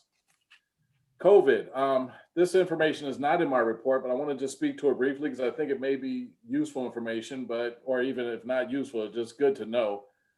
President Biden has indicated that he's going to increase the vaccine allotments in our state during the next 3 weeks by roughly the equivalent of 16%. So as they continue to start looking at super sites and trying to negotiate deals with Blue Shield and Kaiser, there will be a increase in the vaccine allotment that we can see. In addition to that, good news being that starting sometime next week, those 65 plus will now start having access to the vaccines as well here in Marin. So this is really good news. I wish my mom was here, not in Canada. She's 76 now and still has not been able to receive any vaccinations in Penticton, British Columbia. And so while we're relatively slow here, they're relatively and very slow in other places here in the western part of North America. So I say it could be worse, but it's getting better, at least by the looks of things. We'll see if they deliver as promised. The California Department of Public Health also has provided something to show individuals if they're going to be eligible or when they may be eligible to receive a vaccine. And it's called the My Turn portal. So if you get an opportunity, go to myturn.ca.gov and put in your information, and it's going to be able to provide you with a rough guesstimate, I believe, of when you may be eligible to actually receive some of the vaccinations are available. That being said, more and more vaccinations are needed quickly because from what I understand, there's a real significant concern regarding mutation of the virus. And that mutation, they're seeing some in parts of Africa, they're seeing some in the United Kingdom. And as a result, those variants have actually been discovered by doctors also in the Stanford area and in San Diego. So they're looking at doing what they call ring vaccinations to try to contain those variations and those mutations within a certain perimeter. But I don't know how effective that's going to be. And from what I understand, as more and more folks become infected, they're actually probably going to be infected with the new strain, which these vaccinations may or may not prove effective at actually addressing or providing protection from. And so as an example, there's a company called Novavax that said that their vaccine was 90% effective in the UK, but just 49% effective in South Africa. And Johnson & Johnson also has a single dose COVID-19 vaccine that's roughly 72% effective among some trial volunteers in the US, but that number drops to 66% in Latin America as an example. So there's some challenges with some of the vaccines and whether or not they're actually going to be able to handle these mutated strains. And so the more vaccinations that can be delivered, I believe the better off we're going to be. And hopefully we don't find ourselves in a perpetual cycle of trying to stay ahead of the mutation with COVID. So all that to say, there is some good news. Apparently the Pfizer vaccine is supposed to be probably fairly well prepared or capable of addressing the mutation from the UK. Moderna, not so effective, but they're looking at providing a booster shot so that it could be potentially effective to address that mutation as well. As of the time I developed this report, there were 48 million doses of vaccines delivered or distributed, but only 26 million had been administered. So that was just roughly about 5-6 days ago. My hope is that President Biden, as he stated, the first 100 days, he was looking at 100 million vaccinations. I don't know that they're going to reach that target or even get 50% of it, but I just hope that the pace of receiving vaccinations and the actual, vaccines themselves will increase the pace of vaccination. So more to come on that. We only had a couple of emergency incidents, a couple of overturned vehicles. I think there was one structure fire that our personnel in Marinwood responded to. And then again, today, there was a report of a structure fire that they responded to in Novato, along with San Rafael units and a mobile home fire. But that's for next month's report. That being said, these accidents yielded very minor injuries. And fortunately for those individuals, because by the looks of it, it could have gone south really quick. I think this was really predominantly due to the wet roads and the newness of how oil releases and kind of comes to the surface, and people overestimate their driving skills under these conditions sometimes, and it can lead to some significant collisions and injuries. So just two incidents. The volunteer program. Last week, I had an opportunity to meet with Captain John Papanikolaou and Battalion Chief Paul Bernard, who's a very big supporter of what goes on with the Marinwood Fire Department and the volunteer program. And we spent a couple hours just, discussing some of the things historically, as well as some of the things we thought might be helpful moving forward. I have to say, Captain Papanikolaou had a long list, a very long agenda, and we got through pretty much all of it before they got their run that interrupted our meeting. So. And I had to leave and go to another appointment anyway, so it worked out timing wise. But that being said, I fully support the resurrection of that volunteer program. I think a couple of things help with that, given the fact that one, everyone has been vaccinated, including all the Marinwood volunteers. That really helps. And I think the others is just from a timing standpoint, it's probably a good time to start looking at how we can effectively bring those individuals that are still interested in volunteering back into the fold. From what I understand, there were some 15 or so that had originally been slated, but there may have been a couple who are either moved out of the area. One, I think, is nearing childbirth at this point. So maybe a couple of numbers, but it looks like some right sizing might take place anyway, and maybe the possibility of spreading those volunteers across 3 shifts as opposed to how they had been previously configured. And that may be important just from a oversight and management standpoint, but also from a social distancing and training standpoint. So we'll see how that plays out. But there are several different things that we need to consider as we look at the reintroduction of those individuals. And I spoke to hold harmless agreements, for example. If we start training and we want to ensure that individuals are hands-on with tools, power tools such as chainsaws, District Manager Drykosen had a very, very, I think, helpful suggestion on how we potentially could use those volunteers with some of our inspections and or work to build firewise communities. And so there's some opportunities with those individuals to provide them with education, valuable experience, but also to get some valuable utility from them. And so we're looking at the possibility of pairing some of them with our defensible space inspectors and or our vegetation management specialists so that they can continue to get education to build their understanding, awareness, and provide something back to the community beyond what they currently do right now. Not going to go down the list of all the items that we talked about and covered, but all that to say, the volunteer program, we're going to have some conversations with the battalion chiefs. I think it was Stilson and Surratt, get them back into the fold. I haven't met with them yet, and start seeing what we can do to make that a viable program again. And to the point of the July breakfast, I was really hoping that, we might be in a better place with all the vaccinations so that we could, somehow revisit that this year. We didn't do it last year. I'd hate to see us, miss out on doing that 2 years in a row. I think the crews are really looking forward to the opportunity when they can participate in that fundraiser and some of the other activities that they've been involved in that they couldn't participate in since COVID has put a damper on all this. So that being said, the next image down on the report is a badge pinning from a former Marinwood member, which he just completed his probationary period successfully, which is firefighter paramedic John Swartz. I'm not sure if any of you are familiar with him, but he, I believe, worked in Marinwood for a significant period of time and then went on to Tiburon and then eventually joined the San Rafael Fire Department. So congratulations to John on his journey and on his ability to do the job and deliver excellent service. I actually had the great fortune of the day I was bringing him his badge, stopped by the station, or I was on my way to the station over by the Marin Civic Center, and the engine was on their way to a call at the sheriff's department there, or the incarceration facility, I'll call it. I don't know if it was the sheriff's department per se. And I followed them in, followed the rig in, went in, and they were treating a patient.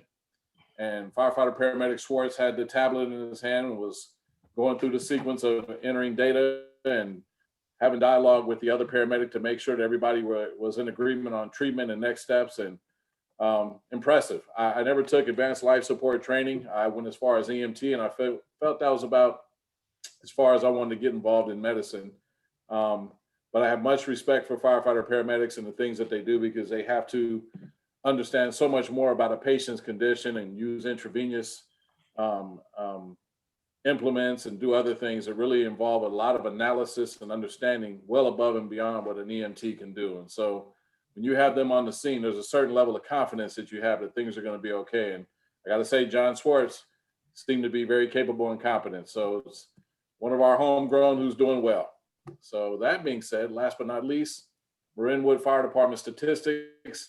As I indicated last week, our call total response time has gone up. And for those of you who are just joining us for the last couple of months,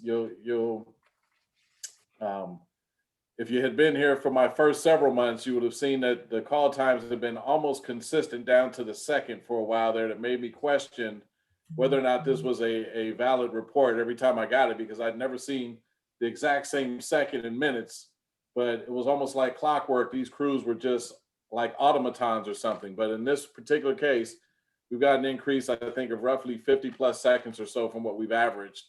And I think this may factor into just inclement weather. When we're driving in the rain, as an example, no one's going to really step on the gas and let the apparatus get out of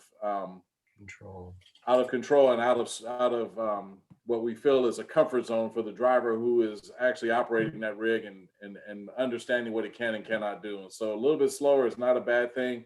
This time is still an excellent time, and it's still well within national averages. It's just something that I hadn't seen. We had always been sub 6 minutes. So I expect as we move out of the spring and back in the summer, we'll probably see that again. So I'm available for any questions. My curiosity is with the volunteers, the implementation of that. How do we work in the CERT people? Or how can we? Or does that exist anymore? Were the volunteers directly involved in CERT in the past? Is that what I'm understanding? Well, no, I don't think the volunteer fire department was, but as a whole, CERT is trying to, that's my understanding, is community-wise for emergency services, utilizing the fire department, implementing with the fire department. So wouldn't the volunteer firefighters, I mean, that's addition to the fire department. So CERT is also an addition. So I'm wondering if there's a way to combine or train both or get more people involved that way.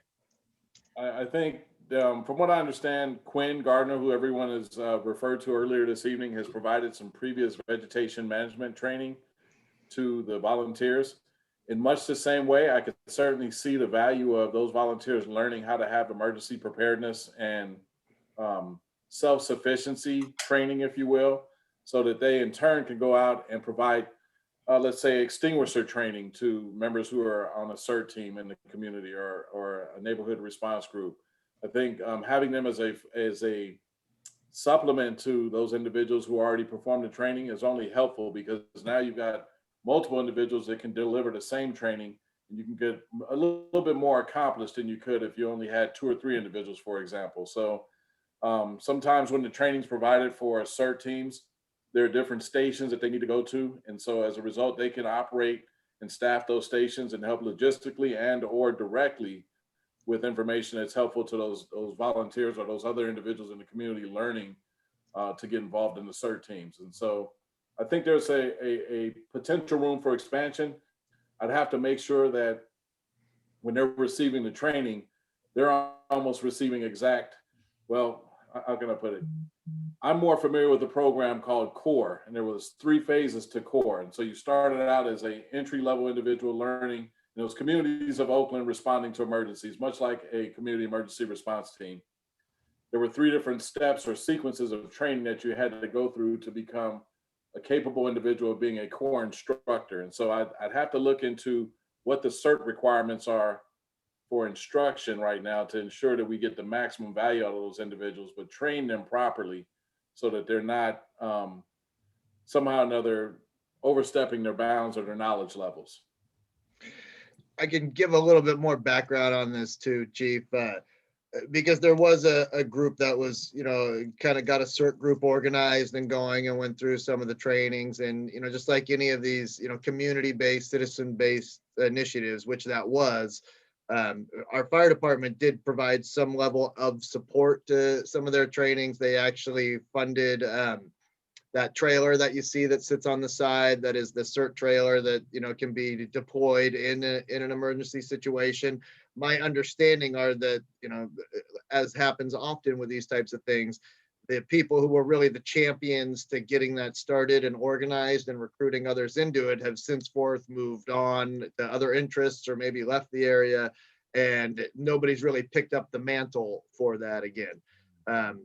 So it's kind of a defunct group is my understanding. Some of the board members here might have a more full understanding of it, but that was the last I was informed, was that it's not a real active group at this point in time. And the people who are championing getting it going, have either moved on to other things or left the area or whatever the case. And nobody's really picked up the mantle, but just like, that's why it's community emergency response training. It's or team. It's just like the Firewise communities. If you don't have citizens who are willing to, be the champions for it, or when those people go and nobody picks up, it's kind of like the analogy I always use with a community garden. Community gardens are great, but it's usually a small number of people who keep it going. And when those people stop keeping it going, you wind up with a community weed patch instead of a community garden anymore that thrives. So I think that's a little bit of what happened with the CERT program. I see. Well, I can certainly have a conversation with Captain Papanikolaou and Mr. Stinson and Surratt and find out what we can do to re-engage that program. Unfortunately, Marinwood's not the only place where I've seen a CERT or a CORE program start to kind of falter a little bit. We had a similar dynamic happen in Oakland, but it was primarily because we didn't have individuals in our Office of Emergency Services who could go out and conduct those trainings and do the annual exercise and keep that as a viable part of community preparedness. And so certainly think it's valuable. I certainly think there's a need for us to put something back towards that, even if it's incremental, to start to rebuild that. Thank you. Any other questions? Any questions from the public?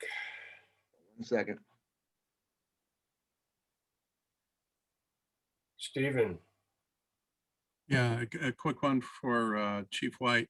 As far as the COVID vaccinations, I note that Marin seems to be behind other local counties in terms of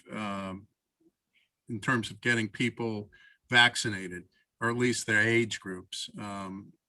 We have an older population here in Marin. Maybe that's the reason there's a bigger population of older people, but I'm wondering what the problem is. Is it a problem getting the vaccine supply, or is it the actual implementation of these vaccine stations? Why, in other words, what do we need? What needs to be done to improve the improve our vaccination rate? My understanding is that it was actually a supply issue more than anything. You know, we had multiple points of distribution or dispersion already ready to go. Many volunteers, many trained individuals capable of providing the vaccinations, but not a sufficient amount of vaccine to actually reach the numbers of individuals that they had anticipated. But more is being done about that now, as I indicated. And so I think as you watch the Marin Civic Center, if I'm not mistaken, they're doing well over 1,000 a day. That's a significant amount of vaccinations just for that one location. So I think as you see more points of distribution or dispersion set up and established, as you start to see more vaccination roll out, that's certainly going to, or vaccines rather, roll out, that's going to help with the distribution. But I think it's been a supply issue, unfortunately, and that's kind of what I indicated when I spoke earlier about what's going on in Canada. As an example, there's a supply issue in those areas. Some states are receiving and distributing better than others, and that could also factor into who they're actually providing the vaccines to as well. So, for instance, I indicated we had 48 million. Was it 48 million or 48,000? I'm sorry, but roughly half had not been distributed. That's a significant amount of vaccine that is not being utilized, if that's accurate. And so because of that, starts to beg the question of, well, it doesn't sound like a supply issue, right? It starts to sound like more it's a structure and a distribution issue. But from all I was led to understand up until recently, it was always a supply issue. Okay. Thank you. Thank you, Stephen. To add on that, just locally, Stephen, Terra Linda High School, the gym just became a vaccination site that they're running throughout the day. You know, just in terms of locally getting hopefully more people vaccinated in our immediate community. Cool.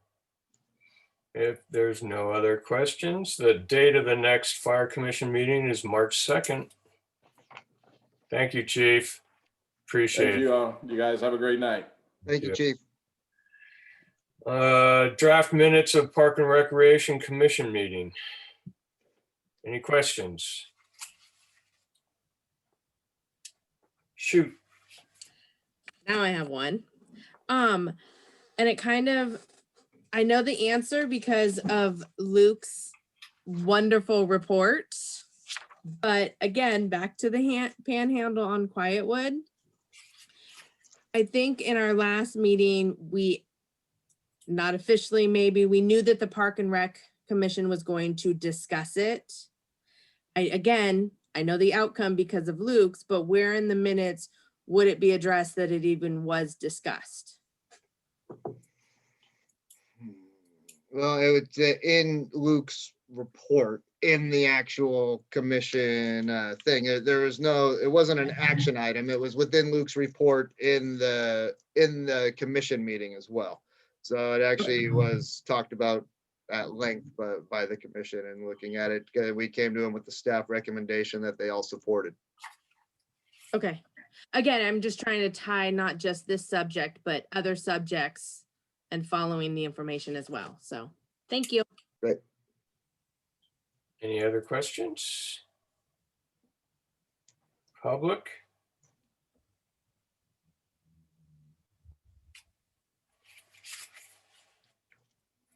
Stephen? Yes, thank you. Yeah, this is the problem with the lack of detail in reports. I had expressed concern and about the safety consideration or safety about that park entrance, and things slopes get muddy, and people slip on muddy slopes. The whole approach here seems to be flawed. I don't know if you need to talk about it or you need to find a solution, but please, throwing a bunch of dirt down there and posting a sign is not a solution to an elderly person with walking sticks walking up after it rained. I mean, really, this is a very fundamental situation that we need to fix, and we need to fix before any construction happens on the maintenance shed. It's a small issue. I don't know by what authority you think throwing down some dirt makes it a safer entrance, but I think you have not properly addressed the problem. Anyhow, we were talking about the minutes. These were some of the comments that were made and not addressed. It's frustrating. So, thank you. Thank you, Stephen. Item number 2, Proposition 68 per capita funding grant, designation of Marinwood Park Place structures replacement as a priority project. We're to approve this. Do I hear a motion? I motion to approve Prop 68 per capita funding grant designation of Marinwood Park Place structures replacement as a priority project. Second. Eric? I'm excited about this one. Sorry. The other part in here is the Park and Rec Commission is an ideal platform and format by which for us to kind of go through and start really looking and doing this. The Park and Rec Commission's excited about it. It gives them a very good project to work on as we move forward and, starting to look at different designs, costs, potential for other funding opportunities to supplement the significant funding that's already coming through for this. And I'll just kind of leave it at that. So what I am recommending is that we utilize the P&R Commission and their public meetings by which to vet this project through. At least for the planning aspects of it. Okay. When it gets to an actual spending portion, it will come, this is going to be a large public works project. It'll go through a bidding process. It'll come to the board for formal approval at that point in time. All right. Do we get to see various options, or are they going to pick out an option for us? Well, you can always watch the meetings. I'll be on. I'm suggesting using those meetings for that and not this meeting for that. It seems logical to me. Any other questions? Questions from the public?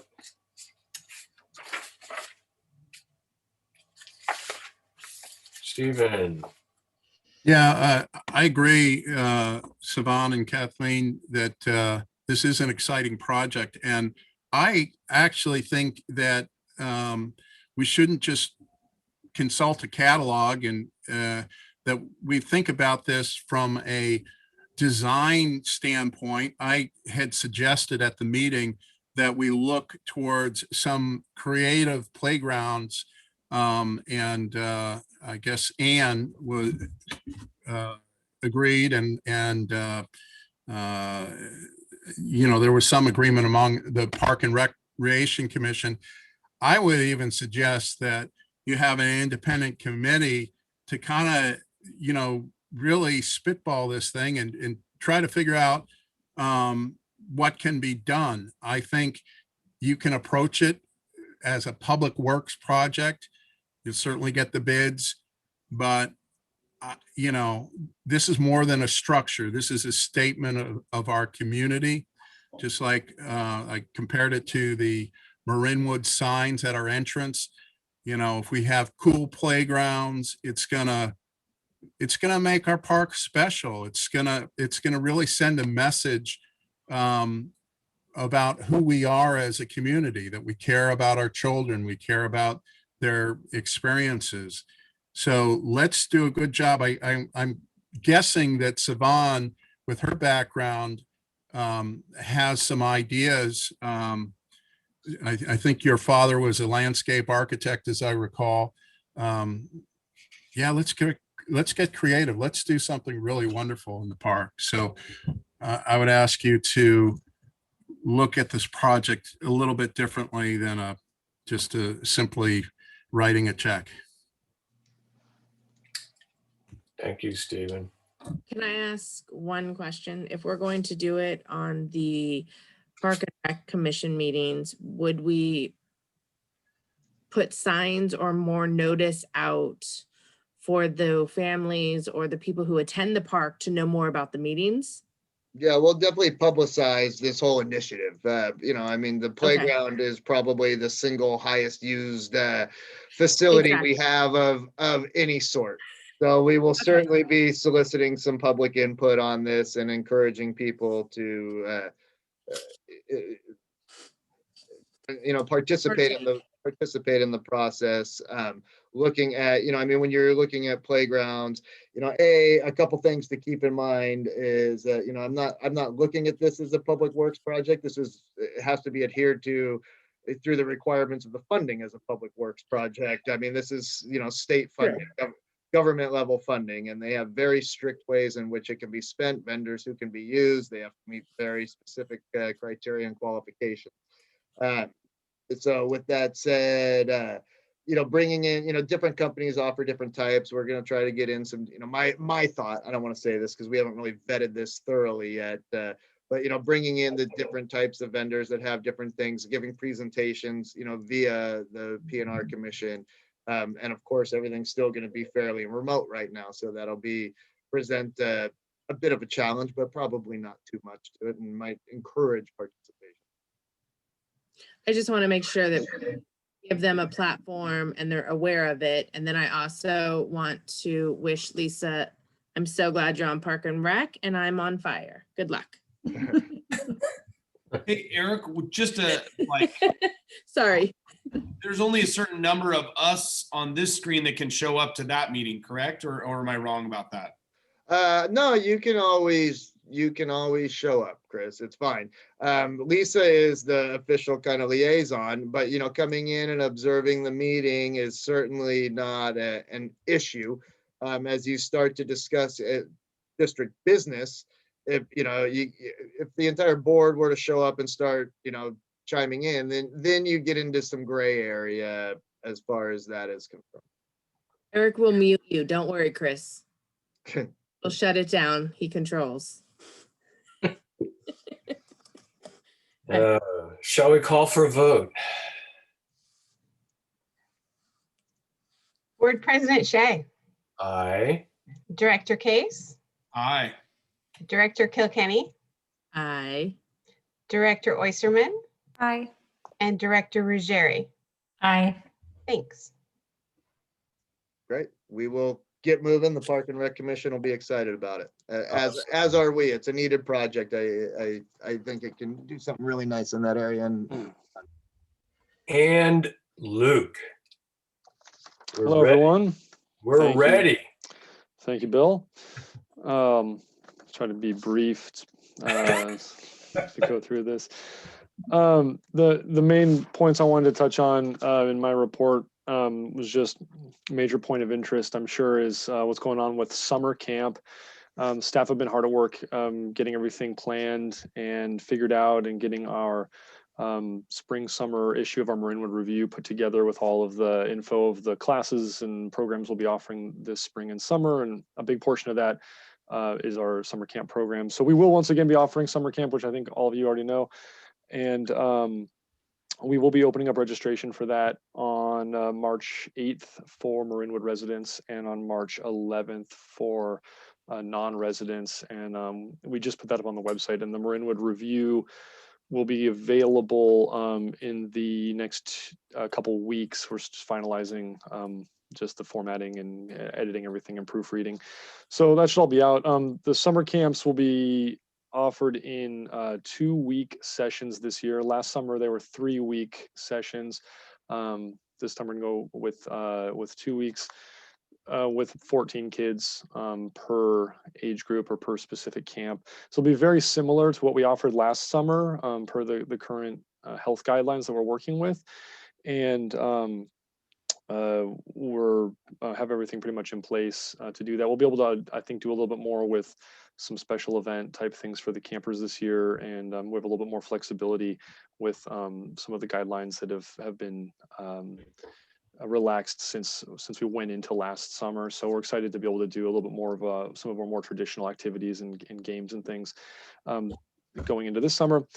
And if things continue to change with the guidelines and we're able to do more, we will sort of adjust accordingly. But as of right now, that's our game plan going into the summer, and we're excited to make all that available and open that up. So that's been a long process, getting all of those details in place and working on staffing and the calendar and just planning all of that out. And we still have a lot of work to do, but we'll be starting to open up enrollment in March. And that will all be announced on all of our various platforms to make sure that all of our families and customers and everyone get that notification. So that's been a big process. The other big thing that we'll be announcing is the details about the pool season. As of right now, we are planning on opening up the pool for various programs in April, like we normally do. We'll be offering adult lap swim, again by reservation, be very similar to what we did in the fall, per what we're allowed to do with the current health guidelines. We'll also be this season operating some recreation swim reservations in a very limited capacity, some swim lessons, private and semi-private swim lessons, and a few other things. So we are excited to be able to do more than we did last year, and we'll be putting all of those details out in our spring summer Marinwood Review, and that'll be on our website, and we'll be announcing all of that as well shortly with the summer camp information. So that's been a big planning process, just seeing how can we fit all of the programs we want to be able to fit in the pool. They can't all coexist at the same time. We're very limited on how many people can be in the facility and how what kind of equipment can be shared and how we deal with the sanitation and how to keep everything safe and between our staff and the members of the public coming into the facility. So it's been a big logistical puzzle to figure out, but we do have a plan in place, and we'll be putting all that information out very soon for everyone to see what's going on and to start signing up shortly after that. So I'm very excited about that. And then along with the pool and the summer camps, we'll be announcing the other classes and programs that will be going on this spring, which a lot of which we've been doing this last fall and are currently offering, and we'll be doing more sessions and adding a few new programs into the mix. So that's been a lot of work. I'm very grateful to the staff for putting a lot of time into figuring all of this out and trying to do as much as we possibly can with the limitations presented by the current health situation. So it's been tricky, it's been unprecedented. It's not just tweaking our schedule from a previous year. We've had to kind of start from scratch in a lot of ways. And everyone's been really creative and working in collaboration with a lot of other agencies, working with the Marin County Health Department, and just trying to figure out what all can we do and how can we offer the most we can to our community in spite of all of these restrictions and hurdles that we're dealing with. So as things continue to hopefully improve and as we're allowed to do more and add and serve more and more participants, we'll continue to adjust as we can and offer as much as we can. And we'll be able to update our Marinwood review as needed, and we'll continue to alert people to any additions to our programming that we're able to do as the guidelines hopefully relax. Lastly, and kind of on a sour note on the rec side of things, I'm sad to announce that our recreation supervisor, Stephanie Moray, has decided to move on to take another career path. And her last day will be this Friday. Stephanie has been, for the last 2 years, overseeing all of our aquatics programs, our adult programming, and some of our special events. And we will miss her, but we're very excited for her. She's leaving on very positive terms, but going into taking a really, really good opportunity and moving into a different career altogether outside of recreation. So, well, we wish her well, and she's worked really hard to help make that transition really easy on us, and so we appreciate that. But we've begun to advertise to fill that position, and we hope to have someone filling that seat as soon as possible going into the spring season. So that's just unfortunate, but we'll we're excited to see what new addition we'll make to the recreation department moving forward.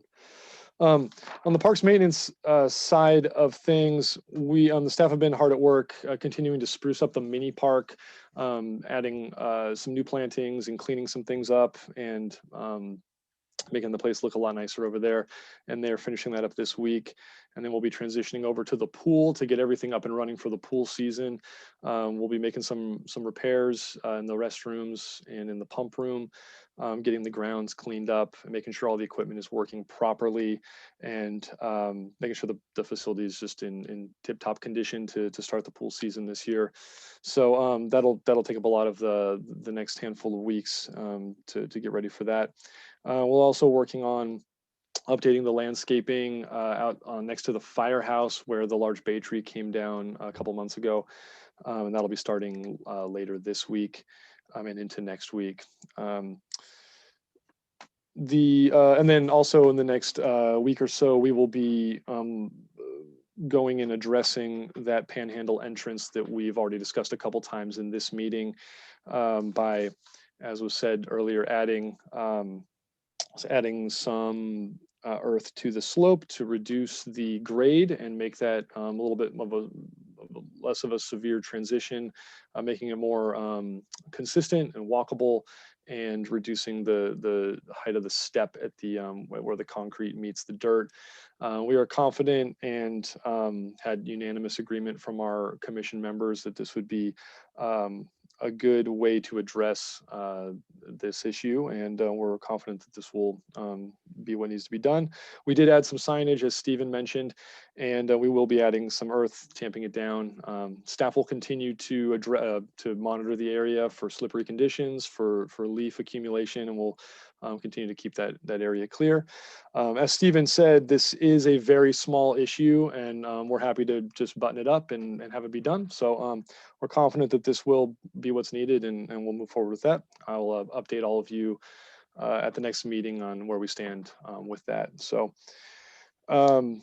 that's all I have to say. I'm happy to take any questions. Of course, I have one. Back to camps and the guidelines. Can you share, so there's 2 different county websites, like there's the California Recovery. How do I say this? How are you going to have private lessons? Is there an age group that you're limiting at to where you're not so close? I'm sorry, can you clarify that question? You're asking about private swim lessons? Correct. So if you, and in context of, my question is how can you offer private swim lessons with the same guidelines of wearing a mask and being 6 feet apart? Yeah, so there are I don't have all the exact stuff right up in front of me, Kathleen, to quote from, but private swim lessons are being allowed under the current guidelines.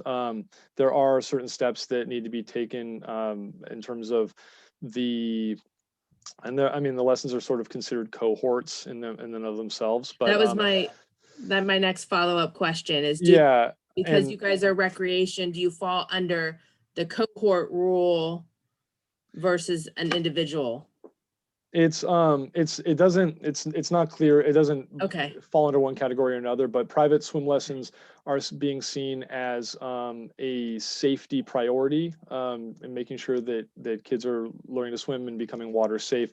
So it kind of falls under its own category, but private swim lessons they've been being offered by lots of agencies throughout the whole this whole last fall season, as well. It's just Oh, good. things have been it's been hard to get that information and get it all clarified for us in terms of where we stand and where we fall and what we're able to do. But we have determined that is something that we are able to do. It is limited, and we do have to keep it to private or semi-private. 2 members of the same household or family with the instructor. They will be distanced as best they can. The instructors will be wearing a face shield throughout the lesson, and we'll be checking temperatures and symptoms and doing a questionnaire at the beginning of every day. So there's like all the same kind of precautions we've been doing for other programs.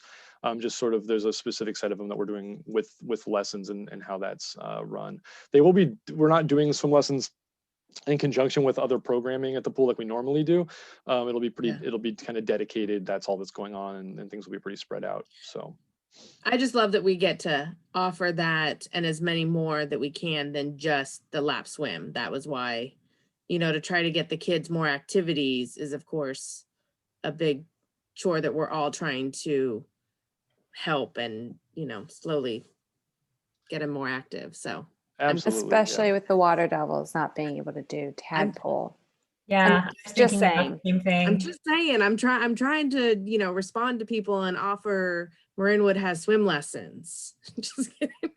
yeah, I'm not sure Thank what you for that. I have a feeling the demand's gonna be pretty high, and we're gonna be pretty limited in our supply, but we're gonna do our best we can to offer as much as we can. And again, it's just fitting the puzzle together. All the different programs that we normally offer, we're having to sort of keep them separate. They all have to be kind of spaced out, and because we're so limited in how many people can be in the water at one time, we have to accommodate fewer people with everything. So we come up with a plan I think is going to be that makes sense logistically and accommodates the kind of the most people we can. And once you guys see the schedule when we finalize that, I think you'll see what we're doing, and I'll definitely be happy to answer any specific questions at that time about how all that's going to work, but I think it'll make sense. So is it all rolling out when you said on March 8th, or is that going to be summer camp only? We're going to be taking lap swim reservations like a month out, a month like kind of ahead of when those weeks start. Okay. So it will be close to that we'll be opening up like the reservations, not a full month, but a few weeks in advance for lap swim reservations that are starting in April. We'll have advanced registration for those just to give people a chance to book that. But the information will be available in our catalog before March 8th. There'll be a couple weeks at least that everyone has that info and they can sift through that and kind of figure out their schedules. Okay. Hey, Luke, I know you Understands all the guidelines. Thank you, Luke. Of course. I know you said it's obviously going to be on marinwood.org. How else, I'm just noting that you guys are going to a digital version of the catalog, which I totally support. How else can we get that out to the community? Or what, I guess I should say, what's your plan for getting that out to the community in more of a push notification as opposed to, like a website? Right. Well, the website's going to be kind of the home base. It's a big file, so it's hard to send that out. But we will be linking to it via all of our social media sites that we put it on Facebook, Nextdoor, Instagram, and when we do a lot of online advertising through other avenues. So it'll be something that's what we do anyway. The one thing that we just won't be having a physical copy show up at a lot of people's doorstep, and that's a really helpful marketing tool that we are missing out on. But it just last year, we did the whole catalog and then it was mostly irrelevant. So we don't want to fall into that this year, and we want the ability to be able to update it as needed and not have it, it makes a lot of sense. So we'll utilize all of our online marketing. We will still do some hard copy promotion, just more in the form of flyers and informational pamphlets that we'll get out to places as well. So, you know, we'll hit all the things we normally do. We just won't have a big book showing up on doorsteps. It's the one kind of major change. Cool. Thank you. Yeah. Any other questions? I just have one. When's the cutoff to submit something to the review? Just hypothetical. Like this week. Okay. Okay, Yeah. thanks. Like yesterday? Yeah. Well, Stephanie usually asks, so You mean for like swim team? yeah. Yeah, I mean, yeah, if you can get someone to do it super soon, or I can, you know, make room for it. But yeah, this week would be great if And then possible. can you wish all the good luck to Stephanie? She's amazing. She's done wonderful things for us and has been a joy to work with. Absolutely, yeah, no, I can't agree more. We'll definitely pass that along. Thank you. She's been on these meetings attending. I looked for she's not here tonight, but I wanted yeah. to say thank you. I'll just have to wave at her and say thank you when I see her on her daily lunch walks that I do with my girls too. There you go. And she'll be around. I think she's planning on still trying to be involved with the volunteer program at the fire department in some capacity. So you know, we might see her around too. But Nice. yeah, we'll miss her. She's been a pleasure to work with, and yeah, it's going to be big shoes to fill. So, Anything else? Comments from the public?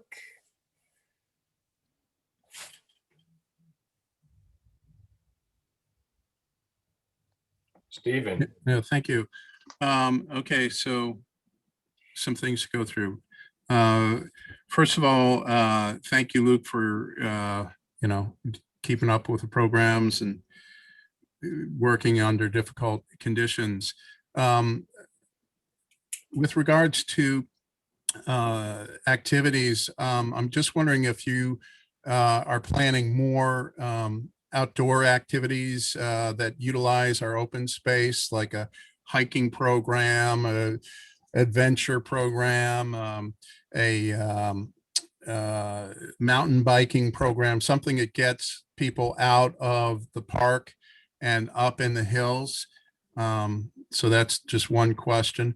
The other question is regarding the lap swimming program, which I have a huge interest in. You know, as a taxpayer, I really enjoy my lap swims over at the pool and my pool membership. And that was something that I was denied last year,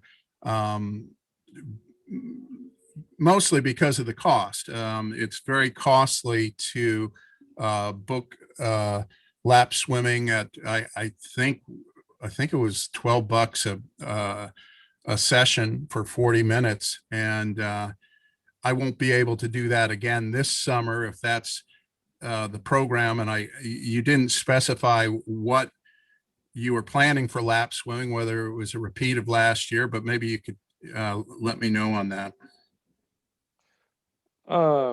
Yeah, I'm happy to answer those questions, Stephen. As far as the outdoor programming, that is something we've been talking about a lot. I mean, we have already seen a huge increase in people already utilizing the open space, the trails, the parks. So that's happening organically, which is great to see. And it's something that while we don't feel the need to introduce people to all of that, we do want to educate people on all of the resources that they have. So Talking about a camp activity for kids. Right. So yeah, so we have thrown around some ideas for programs.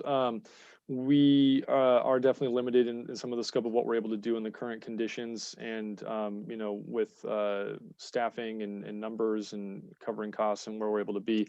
There's a lot of logistics there. So there's definitely a lot of ideas that we're throwing around that we plan to implement, but that is something that's on our radar as far as giving people more access to what we have out there with our trails, with our open space, with our parks. And we'll have some things coming in down the pike that I think you'll be excited about. As Right, far because as it's social distancing, and it really addresses one of the key issues that you have with programs in the park, right? If you can get kids hiking out on the trails or riding their bikes, you know, they're not next to each other spreading germs. exactly. Yeah. As far as the lap swim question, the lap swim will look very much like it did last season, and we have tried to bring the cost down a little bit. Last year, our big goal was to not cost the district money with that program. We wanted to cover our costs and make sure that in a year with such low revenue coming in, that we weren't doing anything to further hurt that. So that is a big consideration. And with the limited number of people we're allowed to have in the pool, it is a costly program to staff and maintain. So, but we have tried to bring the cost down a little bit. That'll all be coming out very soon. But the program itself and how it's booked and how it's set up will be very similar to what it was last season. And I hope it doesn't prohibit you from participating this year. But I understand it is definitely a cost increase from the membership prices of years past. It's an enormous cost increase, thousands of dollars. So that's why I won't be doing it. I would love to see you do a program, maybe it would just for members of Marinwood CSD, where we could pay a membership fee, and maybe we have more hours of lap swimming. But to, you know, what, $60, $100 a week to lap swim, it's not going to happen. I mean, I can't afford it, and as a taxpayer who subsidizes your activities over there, I kind of resent the fact that I can't afford it, and that, other people will, basically the facility is being privatized. So I would actually like you to reevaluate that and figure out a way that you can not lose money, but provide access for regular lap swimmers who are also in the Marinwood CSD. I think that's a question of mission. You're not really meeting your mission if you're simply charging us. We're getting charged for taxes, and we're not getting access to the services that we're subsidizing. Okay, I'd like to move on now, and it's as far as the entrance goes.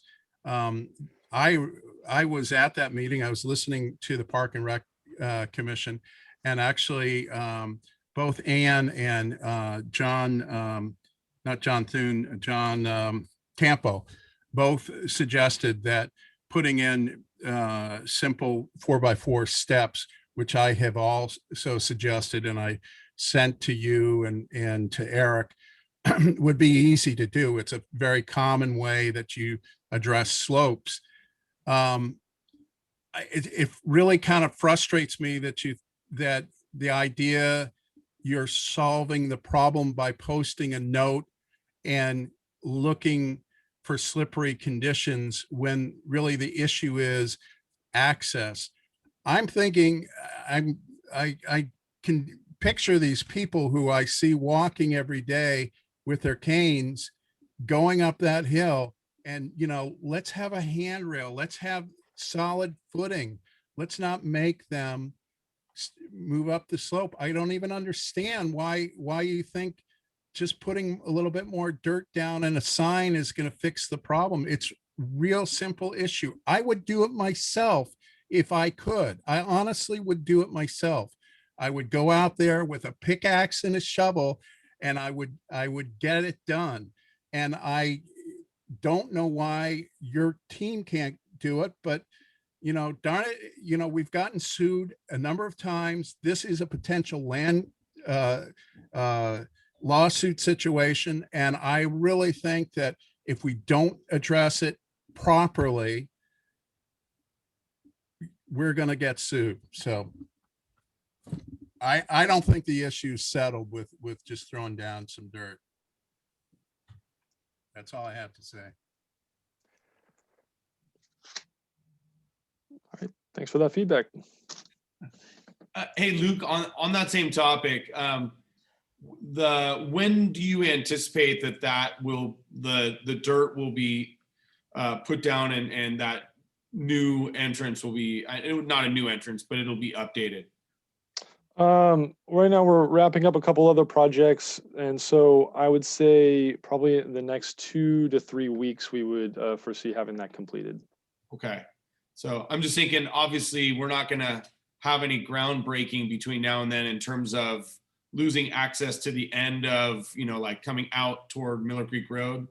So maybe, No. yeah. So seems like we could do what you're suggesting, or at least the commission suggested, and you guys are in agreement with, and then that's going to be our rainy season right then. So if it's not looking like, maybe we could revisit it if it's not looking like the fix that it was anticipated to be.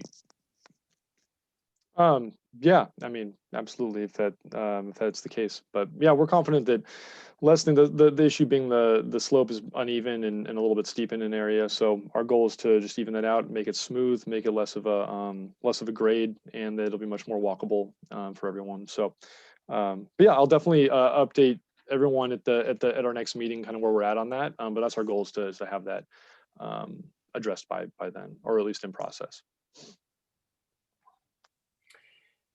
Any other questions? Oh, then the date of the next Park and Recreation Committee meeting is February 23rd. On to board members' items of interest, requests for future agenda items. Any takers? I'll be the unpopular guy. Unpopular? I'm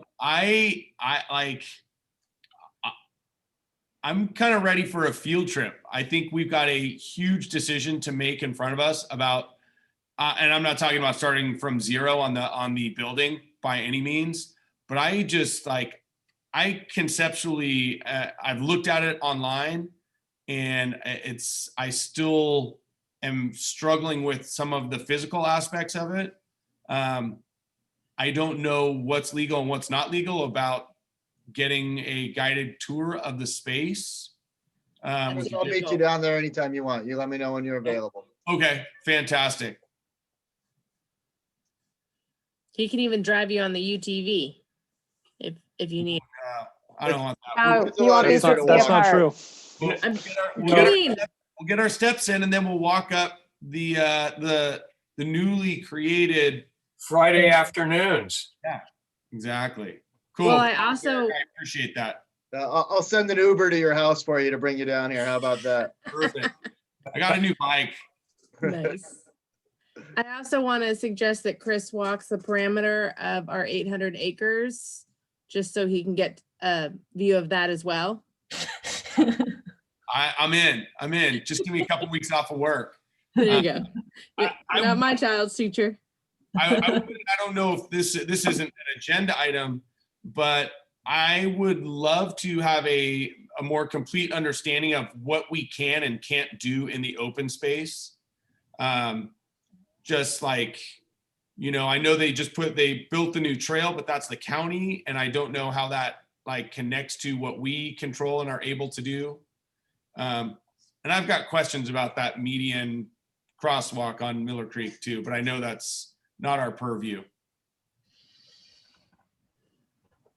Yeah, I would probably suggest again, Chris, let me know when you have some time and you and I can get together and we'll go from there. Perfect. I got next week off. I'm all in. That's right. That's right. Okay. Yeah, I can make something work. I don't have next week off. I don't either. I do have Monday off though, but not the whole week. There's no holiday in tax season. Oh, If that's it, then I will entertain a motion to adjourn. Do you want to do it, Kathleen, since I always do it? well, what's the whole term? I just motioned to adjourn. Just so moved. I'll second. Yay! Your first motion. Tiff. Board President Shea, Aye. Director Case, Aye. Director Kilkenny, Aye. Director Oyserman, Aye. and Director Ruggieri. Aye. Thank you all. And to all, a good night. Okay.